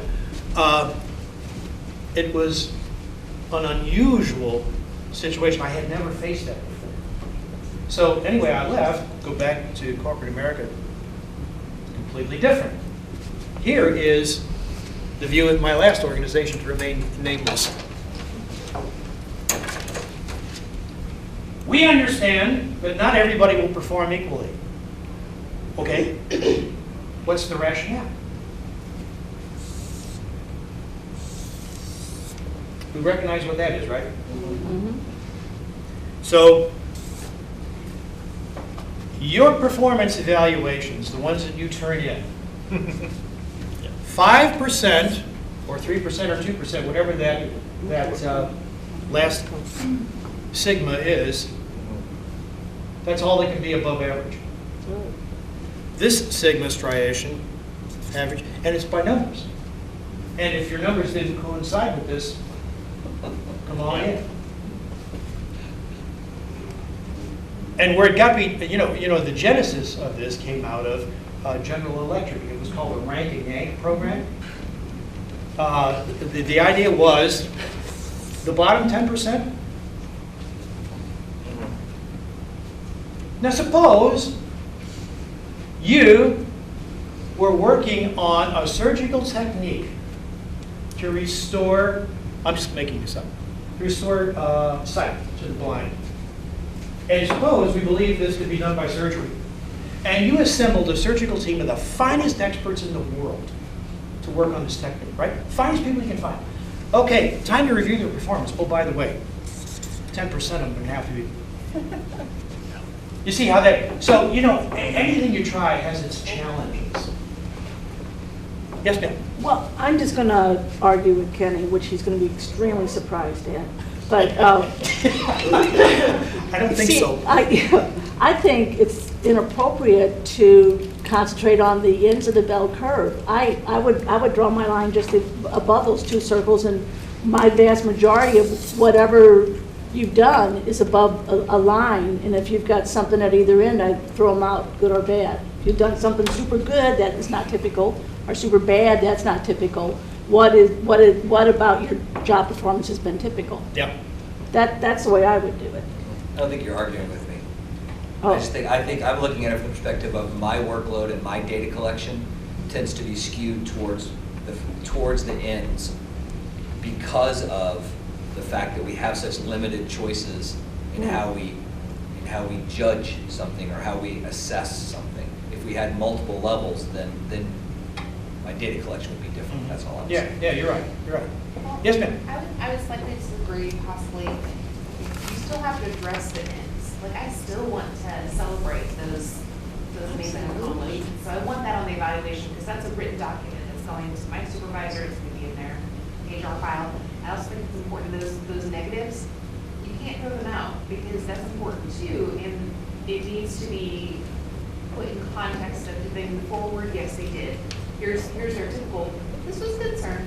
So if there's a pattern that begins to build over the years, or, you know what, November to October, something happens in your world and it goes down, like, this is happening again and again. We're not addressing it in a way that is positive. We have that documentation. Back us up. I think in my argument would be, I have a secretary who does 50 different letters for me every year. One of those every year is bad. 48 of them are good. One of them is excellent. You know what? I'm not worried about the one that was bad, because the vast majority are good. Or let's talk about absenteeism. You show up for work 80% of the time, 90% of the time. That one time where you didn't show up, I'm not putting on your evaluation, because you're here 90% of the time doing what you're supposed to be doing. So I think that now, if you haven't got anything at that bell, if you don't have a true bell curve, and you've got a pretty much of a flat line, then everything becomes fair. But if you're doing a bell curve, then I think kind of thing. And I've also worked at an institution where if you had 10 employees, 2 of them had to be below average. Two got to be above average, and everybody else got to be average. I would just say, I would agree with Linda to a certain extent, except for the fact if that one bad letter went to the wrong person, and then that has to be addressed, and that has to be, it's the context Yeah, yeah, of that error, Right. and the size of that error. Right. And I think I think what we're getting at is painting the entire picture, not just painting the extremes, but painting the entire Yes. picture. And- And you can't ignore the brushstrokes that you didn't do well, and you also need to celebrate the brushstrokes you did well on the same. I think you and Linda are saying the same thing. Yeah. It's Which is frequently, You rare. can address this a is mistake frequently without what we putting it in do. an evaluation. Yeah. You can address a mistake. Yes. Say, hey, we got to be really careful. Yeah. We've got privacy acts or whatever. That can't happen Yeah, again. yeah. If it doesn't happen again, then I wouldn't either put that one thing in a performance evaluation that's going, because you are looking over the whole year. But it doesn't mean that it's ignored. Right. It's just Right. not. Yeah. It's Well, just not. Once again, it's the context and the included. size of the error. Kenny and I always agree, almost always, but he just says it more eloquently than I do. Well, it's good that we have this harmony. We want to deal with one big subject before we take a break if we can, and probably deal with it after the break real quick. The subject is motivation. Big issue, right? Because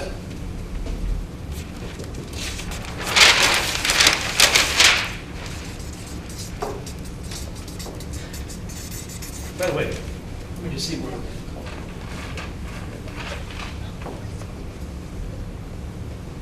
This is probably the biggest motivation, the biggest issue a lot of people. Motivation is absolutely key. Now, there are different, as you know, motivation is, my opinion, is an emotionally driven phenomenon. You do things because you want to do them. For example, there are people in sales positions who can say, if you do this, you can make $2 million a year. But if that's not what you want to do, you're comfortable with it, it doesn't matter how much money I throw at you, you're not going to be motivated, right? Just bear with me. But on the other hand, we find people who do amazing things. Just picking an example, Mother Teresa doesn't make a dime when she was alive, doing the great work that she did in India. She was motivated. So there's an emotional content to it. So how do you deal, with that in mind, how do you deal with people who are just unmotivated, to use a term? Does that make sense? Is that a challenge? I'm seeing some level of agreement. But that's even better when you're dealing with faculty that has tenure, or individuals in various employment settings who functionally can't be gotten rid of. Because often you have that kind of stick to wield, so you really don't have a stick anymore.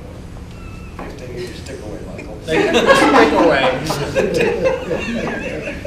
Could we use the word tool or method? So what can you do, if anything? Well, you suggested earlier you try to appeal to their better nature. Okay. So you try to define what's good about them and try to convince them to live into the best of who they can be. Try to find out what does motivate them.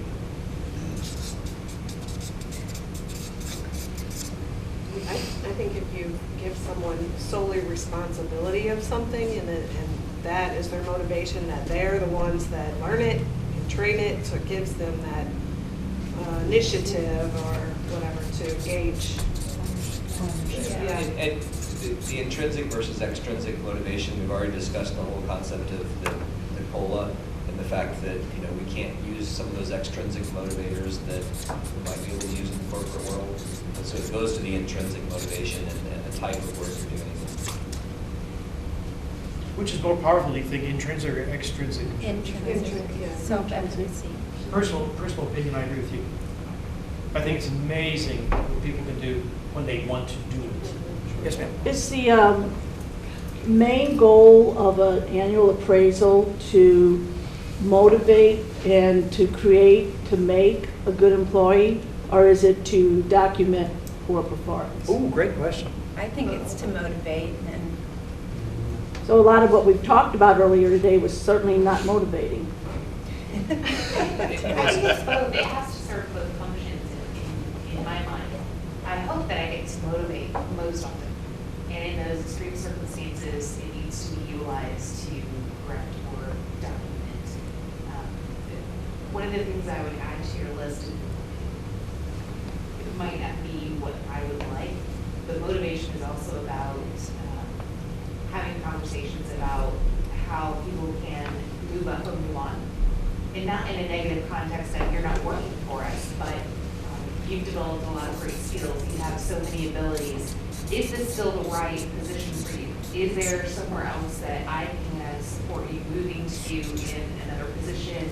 What are some of those skills that you think you still need to develop for that next position that you want? But I think that goes back to where I said you have to decide what's most important to you. You know, you come to work you change your hair color every day. It's on my last nerves. It was green yesterday, orange tomorrow, and you're a nurse and you need to look a little bit better than that. You're a teacher, you need to not be doing that. Or, you know, like I really don't like the nose ring. You know, how important of that, part of that is your performance. But you know what? You teach those students love you, you get your point across. So I'm not even going to address the issue that you have orange hair one day and green the next because it's not important. I mean, that's an extreme of something, but there's all kinds of little behaviors that you have to ignore if you really want to concentrate on what somebody brings to the plate. Yes, ma'am. I think, I don't know, when I think of it, it can be recognition, appreciation, and communication. Because I know our department recently went through a total reorganization, and people ended up in jobs that they didn't initially apply for. Okay, that their job responsibilities were totally changed. So some of it too, you have to communicate and they did. I mean, we made the transition, I think, doing pretty good. But you have to communicate, you know, what the goal is and how an employee fits into it. Yeah. But then that employee also has to share responsibility. A lot of it is intrinsic, and I come to work every day. I'm choosing to come to work every day, and I have a job to do. Whether my employer makes it fun or not, or you know, gives me recognition that day or whatever, cannot always play into it. I've got to do the very best I can, and I can't lay that at anybody else if I don't, because I'm sorry, you didn't motivate me. I mean, that's not something I'm going to say at my own review. I don't think. Michael, you were going to, sir, no. Lynn, sir. No, I agree. I think you do have a big responsibility, but once by the token then my manager has to look at the good. You know, it's like I said, I honestly believe everybody's got negatives and positives.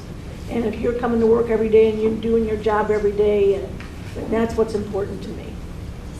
So it seems to me, so let's take this apart bit by bit. Because what we've been looking up to, I mean, what we've been doing, working up to this point, with all the stuff we talked about preparing and planning, is so that we could give a reasoned and accurate and sensitive review. Because the performance review is two things. You have to do an evaluation and appraisal. Our first slide was, the organization, any organization, demands this. Even charities now, like, you know, when you look at the multi-billion-dollar charities, they're not so concerned with the request. Like, I want $1 billion. That's not the issue so much as how are you going to spend the money? The new dynamic in philanthropy is accounting for what do you do with the money, not the money. Because in days going by was feed the poor, give them $1 billion, great. I'll give you $1 billion, but how are you making progress? How are you making progress? So we just saw Charlie Rose had an interview with Bill and Melinda Gates. And he said you gave $1 billion away for malaria eradication. How are we doing on that? Which was a reasonable question. And Bill says, that is a reasonable question, and we make sure, and here are the numbers that we're doing. Now, are the numbers exactly accurate, like it was actually down to the individual patient? No, but pretty darn close, so that we see how we're doing. Everybody today is interested, so you have to do that appraisal part. The other part is helping people to become better at what they do. So there is a motivational element of it also, right? So we say, appraisal, motivation, and here's what we have. We don't have extrinsic motivators. right? Right. I can't say, boy, if you do that, there's a $5,000 bonus for you. I mean, I don't have that. Right. So I'm just facing reality. And we have a situation where in many cases, people are pretty darn secure in their employment. And you know, you can see where these things came from. Remember, we went through depressions, we went through all sorts of things where these behaviors, these things come about because you want to make sure something is stable and there. So, how do we do that? What tools? Because we could say two things. Either we can do nothing and we are powerless, or we can do something. What can we do? If you believe this is a description, an accurate description of where things are. Yes, ma'am. One of the uncomfortable, and I'm sure I'm going to get people on this, there's also motivation in a negative light. This next step will be going to top. Next step will be going to the division chair. Whatever that next step that's right for you. I think we always want to think of motivation in some positive terms. And sometimes motivation comes in I'm at my wit's end, I don't know how we can do this anymore. I want to let you know the next step will be. Let's take what you just said, and let's cross off the things we can't affect. Fair? So we said intrinsic, gone. What other things can we fish out of that we could use?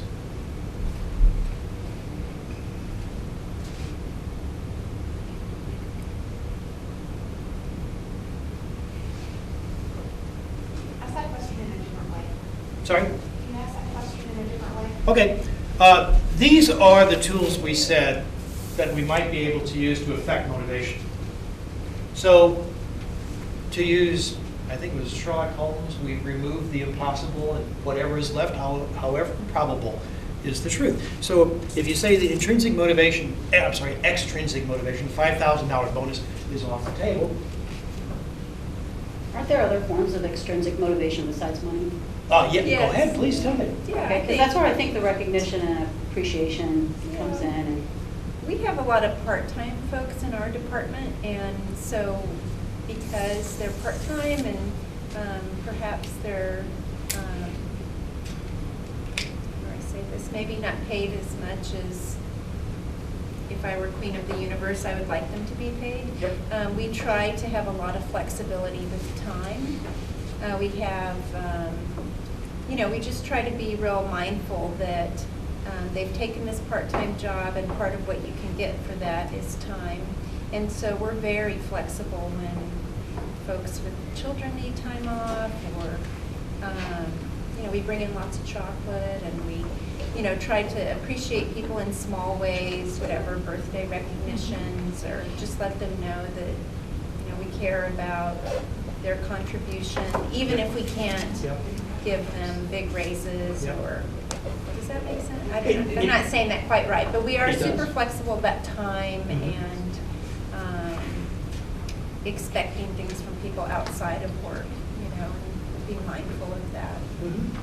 Good observations. Yes, sir. You were going to say. I think that individual employee's motivating factors, what they weight is, what they value, what they weight is important, and our abilities to match that with goals and objectives for that employee moving forward.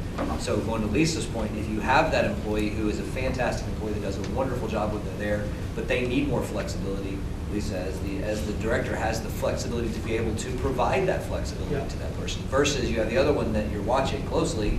I need you to be here at this time because that's when I'm here and can observe you, or what have you, however you need to do that. So, but I think matching the weight of what that employee what motivates that employer, what that employee values, and what we can do to try and motivate them. So I think, I'm hoping I'm aligning with what both of you said, because I think it was very valuable. My belief is that, just my belief, I could be absolutely wrong, I'm not a psychologist, but my belief is that appreciation and recognition are intrinsic motivators. And here's why. Because they're valuable to people in and of themselves. There's no way to quantify that. But I just feel good, and I feel like I want to give more when you recognize me. So the way I think observation comes into play is it's a wonderful form of saying, I see you and recognize and value what you are doing. So isn't it wonderful when someone says to us, I see, or you see what I'm doing, and you can recognize it? I said to you, on purpose, and I mean this very sincerely, you are a rational person. Now, did you feel defensive when I said that? And I meant that because everything you said was perfectly logical and rational. And I have no hesitation. I mean, if I kept saying I notice these things, I bet you and I could develop a very nice, friendly relationship. As long as I kept with the compliments, of course. But no, I'm being silly. But so when we look at some of these things, really make sense because this is what we have left. The argument here is people tend to look at interpersonal skills. They use the term soft skills. I don't like that term because I don't think they're soft. I think they make a difference, and they really do help people. You've probably, they go to well-known personalities all the time. They say, is there a teacher that really made a difference in your life? And a lot of them will say, yes, I remember Mr. or Ms. Smith in the 6th grade. Why did that person make a difference in your life? Because they didn't give up on me. It wasn't, well, they gave me a $5,000 bonus. You can do it, that sort of thing. Really, so I'm just simply saying, now, if we were at Ford Motor Company, and we were trying to come out with the next hybrid Fusion, et cetera, I'd say, okay, we could never come out with it, because I have this now. I can give away $200,000 or whatever I have available. Well, we don't have that. So we have to deal with the situation. Does that make sense, guys?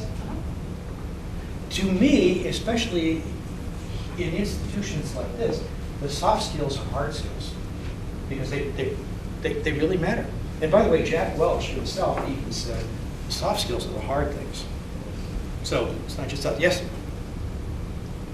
Forgive me, I didn't intend to direct your attention.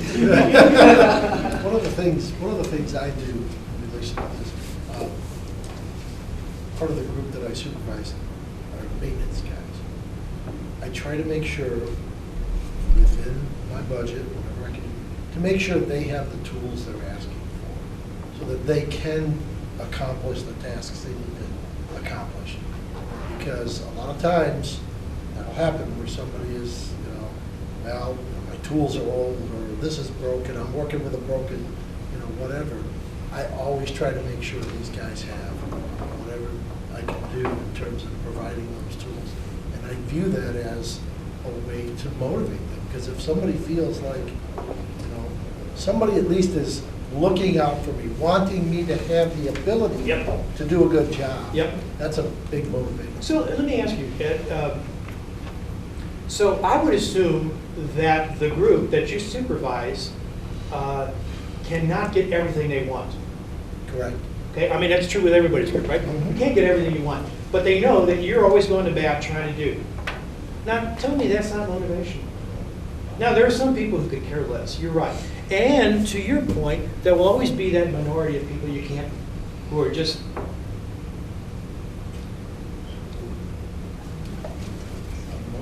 unmotivated. One of the biggest reasons people fail in jobs is not because they don't have the skill or the intelligence, it's the fit. It's the fit. So there will always be some degree of ill-fitting. In the ideal world, everybody would be perfectly suited for what they're doing.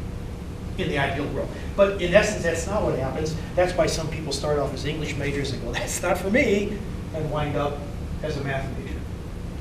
These things happen, so they find their place. So I hope this comes to pass, that you make sure that you succeed with everybody, but you shouldn't be disappointed if you don't, and those things are beyond your control. Does it make sense? But they see you, and that's a form of recognition. You're going to bat for them.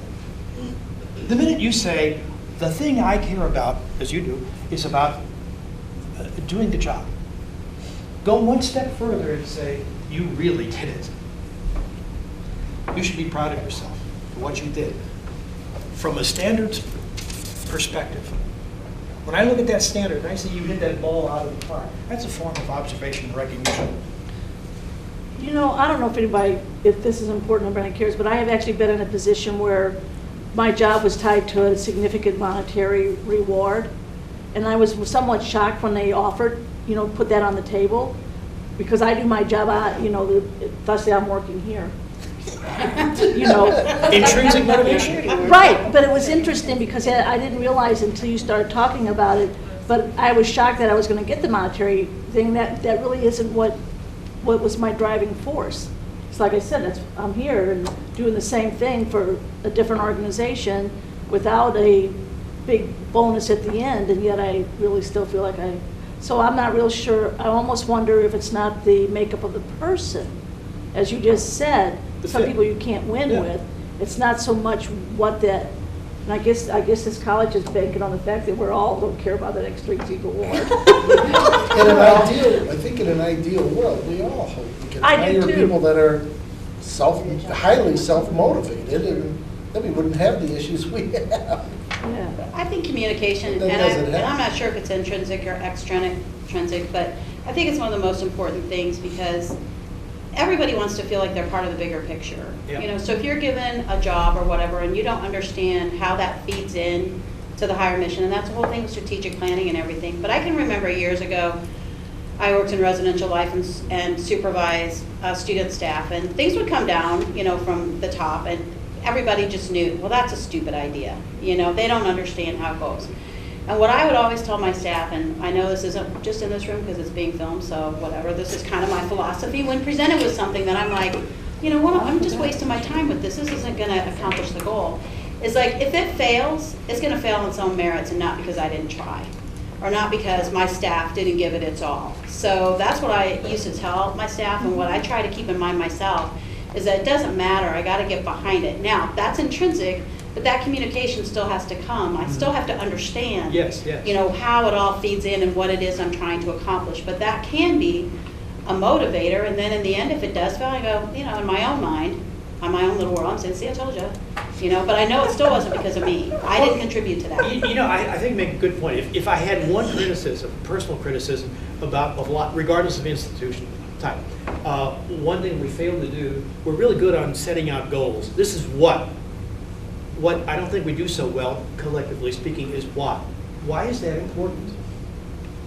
So, for example, we need student completion ratio to be at this point. We need this, we need that. Okay, so here's a number, we gotta have this number. Right, why? I mean, why is that an important thing? Now, some people say, well, it's pretty obvious, why, Bob? But a lot of people, frankly, you'd be surprised, don't get the why. Actually, you may have hit one of the extrinsic motivators. Yes. More money. Yes, well, that's true, but interestingly, if you're in one of those institutions, of course, you've got this funding situation, of course, but I think a lot of institutions, a lot of educational institutions draw mission-motivated people.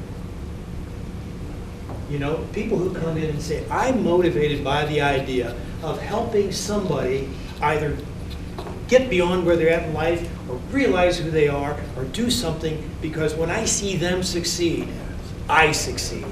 And I feel it. Right?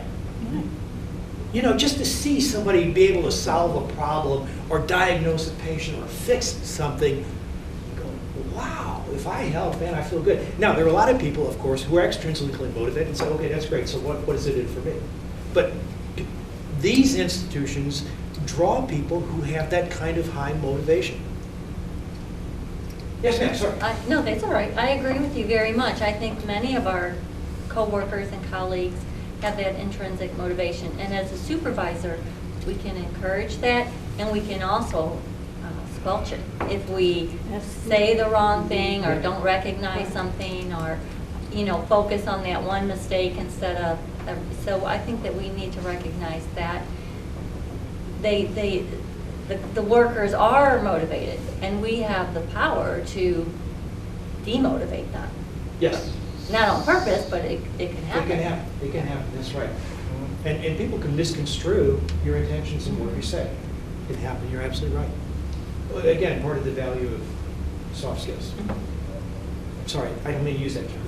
That's all right. I would just agree with Betty. I think I would agree with Betty in that I think we have more power to demotivate at times than we do to actually motivate. You know, there are things that we can do, a simple thing that we can do that can absolutely, you know, crush someone's drive and goal almost easier at times than if we try and get someone who's not necessarily moving in a goal with the team moving forward. So I think Betty hit a beautiful point, which is, you know, those day-to-day things where you avoid demotivating is critical. Yes, I absolutely agree with, and I really believe that educational institutions tend to draw people who believe that we can make a difference. And we have to be careful because we can make a difference positively and, of course, negatively. And we're very sensitive to that. Whereas a lot of people could care less. I was thinking about just that, what Betty and Kenny were just saying earlier when we were talking about having multiple categories. I worked at STLCC before I was here, and we had multiple categories. It's not the categories that make the difference, because you can actually, with multiple categories, you can demotivate, I find, much more easily the good employees.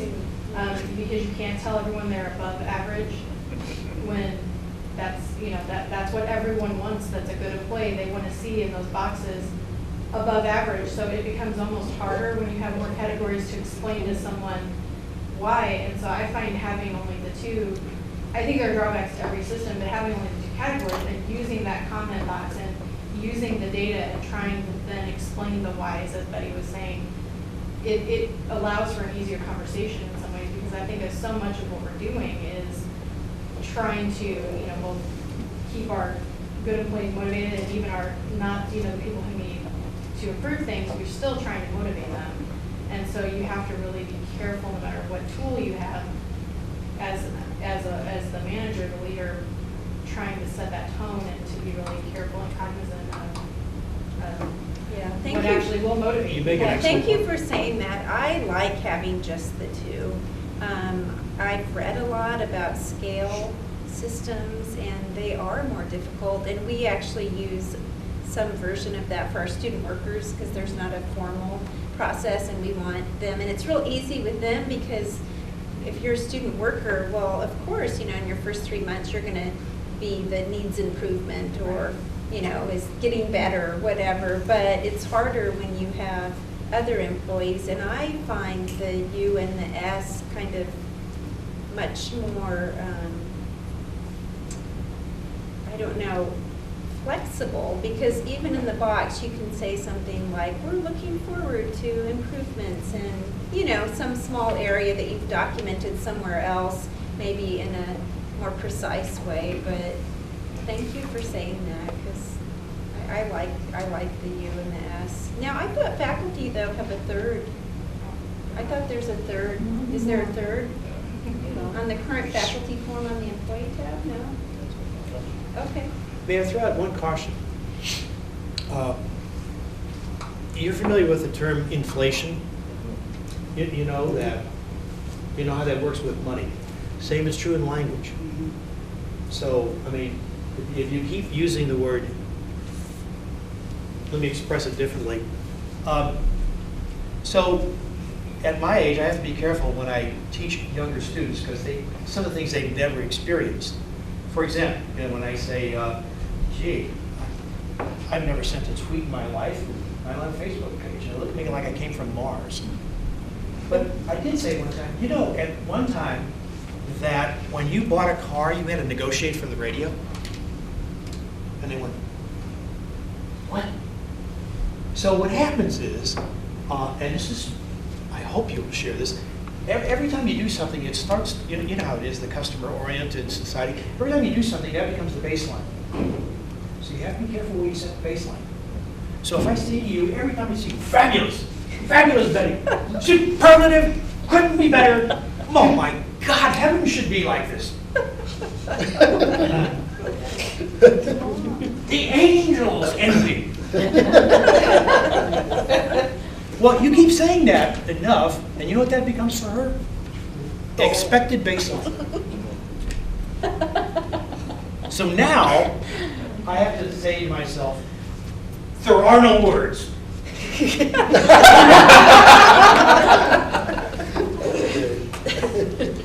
So because of that, we're going to conduct performance reviews in German now. We'll introduce new ones. So all I'm saying is, I hope you don't mind me making a little light of it, but be careful of the language, because it does set the expectation. The language is part of the expectation. And that's sometimes real hard, but I just, you know. The other thing I want to throw in, somebody said, I think it was Michael, could be wrong, but it's like, you don't understand, I've got some personal issues at home. I'm dealing with this, I'm dealing with that. Okay, now, sometimes that's a very legitimate situation. There are some people who have some really tough situations. There are some people who make those situations up. But there's some people who really, really are burdened by life situations. Makes you want to cry. Last night, my wife and I go out to dinner because it's snowing. We think, who wants to cook? Yeah, So let's go out and let somebody else do it. And so the waitress there, very nice young lady in place, we asked her what she's doing. And she said, well, I'm a single mother, and I work here, and I'm starting to take a placement test to become an occupational therapist. I said, oh, God, isn't that wonderful? I mean, you're doing all those kinds of things, and you're working, and you're going to school, and you have a goal in life, and given her personality, she would be great at this. You could just see that sort of thing, So here was a person overcoming those situations. Those are challenging. But there are some people with some really challenging problems. And so I would suggest if that's the case, remember your institution is a client of personal assistance services. So sometimes, use the service that you're paying for. Use the service you're paying for, because sometimes, I have, a lot of times when you deal with those really tough situations, there is in the mind of the person a degree of unfairness. This is unfair that life did this to me. I'm not saying they're right or they're wrong, but I'm just saying that's the way they feel. So. Can you give me specific verbiage if you want to recommend that a person seek those services? This would only be my approach. Yeah, just your opinion. Yeah, this is not necessarily the official view of personal assistance services. I would say, you know what? Those sound like pretty significant problems. I'm going to tell you, I don't believe that I can be the help that you need for this. There are people who are specially prepared, I wouldn't say trained, specially prepared to listen to you, remember, listen to you, and be of service as possible. The college pays for this. So why not use it? That's how I might use it. Yeah, okay. Yeah. Why wouldn't you say train?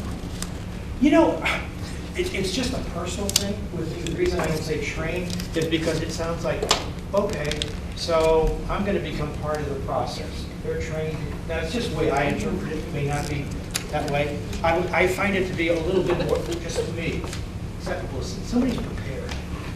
It's almost like they're waiting for you. Superlative.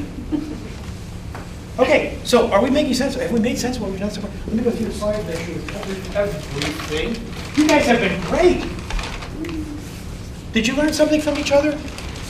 So we are great. We're intrinsically motivated. Attention to detail. We're all way above average. We're all supportive, actually. My God, this is a study in modest diplomacy. It's wonderful. Okay, so let's just make sure we go through everything. We've talked about this stuff.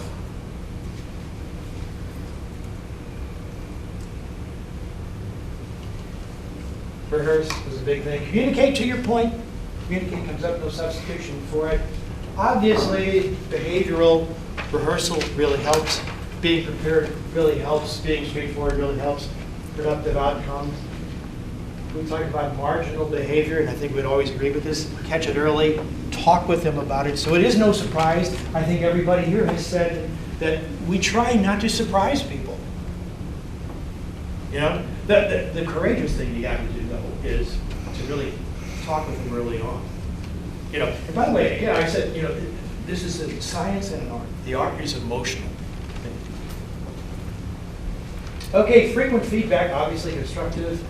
and positive, monitor performance. Some people do really good with mentors, you know, and some people really do good with further training or coaching. There's a difference between coach and mentor. I think many supervisors have a quasi-coach role, but maybe not a mentor role. Because remember, coaching is about performance. Mentoring is about more than performance. If that makes sense. How do you view things? Where do you want to go in your life? You know, those kinds of things that you're talking about that don't necessarily relate to your job. So, you know, here you are, you're working at a community college, you've got a nice lifestyle, you're in Midwest America, everything is secure, and now all of a sudden you want to go fight Ebola. You know, let's talk about that. That's something you talk to a mentor about. Because you're going to be saying things about you that are really going to be confidential, I think. Okay, follow-up document, obviously, I'm sure your HR people would say, you betcha. Debrief, talk to people about what's been going on, especially the people that you need to relate to. So if you have somebody above you in the organization that is concerned with this thing, keep them informed. Reward yourself. This is a great thing I like about this slide. You know what? When you do something good, the thing I think I don't know whether it's the Puritan work ethic or not. You know, if we do something good, reward yourself. Like a nice chocolate, thank you again. Or a movie, or you know, whatever you find rewarding, do it. If you don't do it, who's going to do it for you? And you deserve it. Be that selfish with yourself. So, what could possibly go wrong? We talked about that. Confrontation is never easy, but I think we've talked about that confrontation is something you've got to plan for and rehearse your behavior, and we talked about going across the emotional barrier. Remember we talked about the phraseology like, I'm not sure we're having a conversation. Please, I'm inviting you in. Help me so we can have this conversation. Because we don't want it to be confrontative. Unless they do. Is that the end of the slideshow? Yes, it is. So, again, the things I hope you walk away with, one, is that performance reviews are science in the sense there's a format to it, there's a logic and a rationale to it, and it's an art. Because a lot of it, soft skills, behavior modeling, rehearsing, preparation, etc. Two, the emotional content is as important as everything else. Three, I keep saying this again, there is no substitute for rehearsal. Four, the intrinsic motivators, defined as we did here, are really, really critical because of these things. Those are the things we can build on because they are tending to attract the kinds of people we've got. So I think you have been absolutely wonderful. You've shared a lot with each other. You've been very straightforward. I hope you feel the same way I do, that this was a good use of your time. Thank you so much, Bob. Oh, it's been my pleasure. Thank you. Thank you.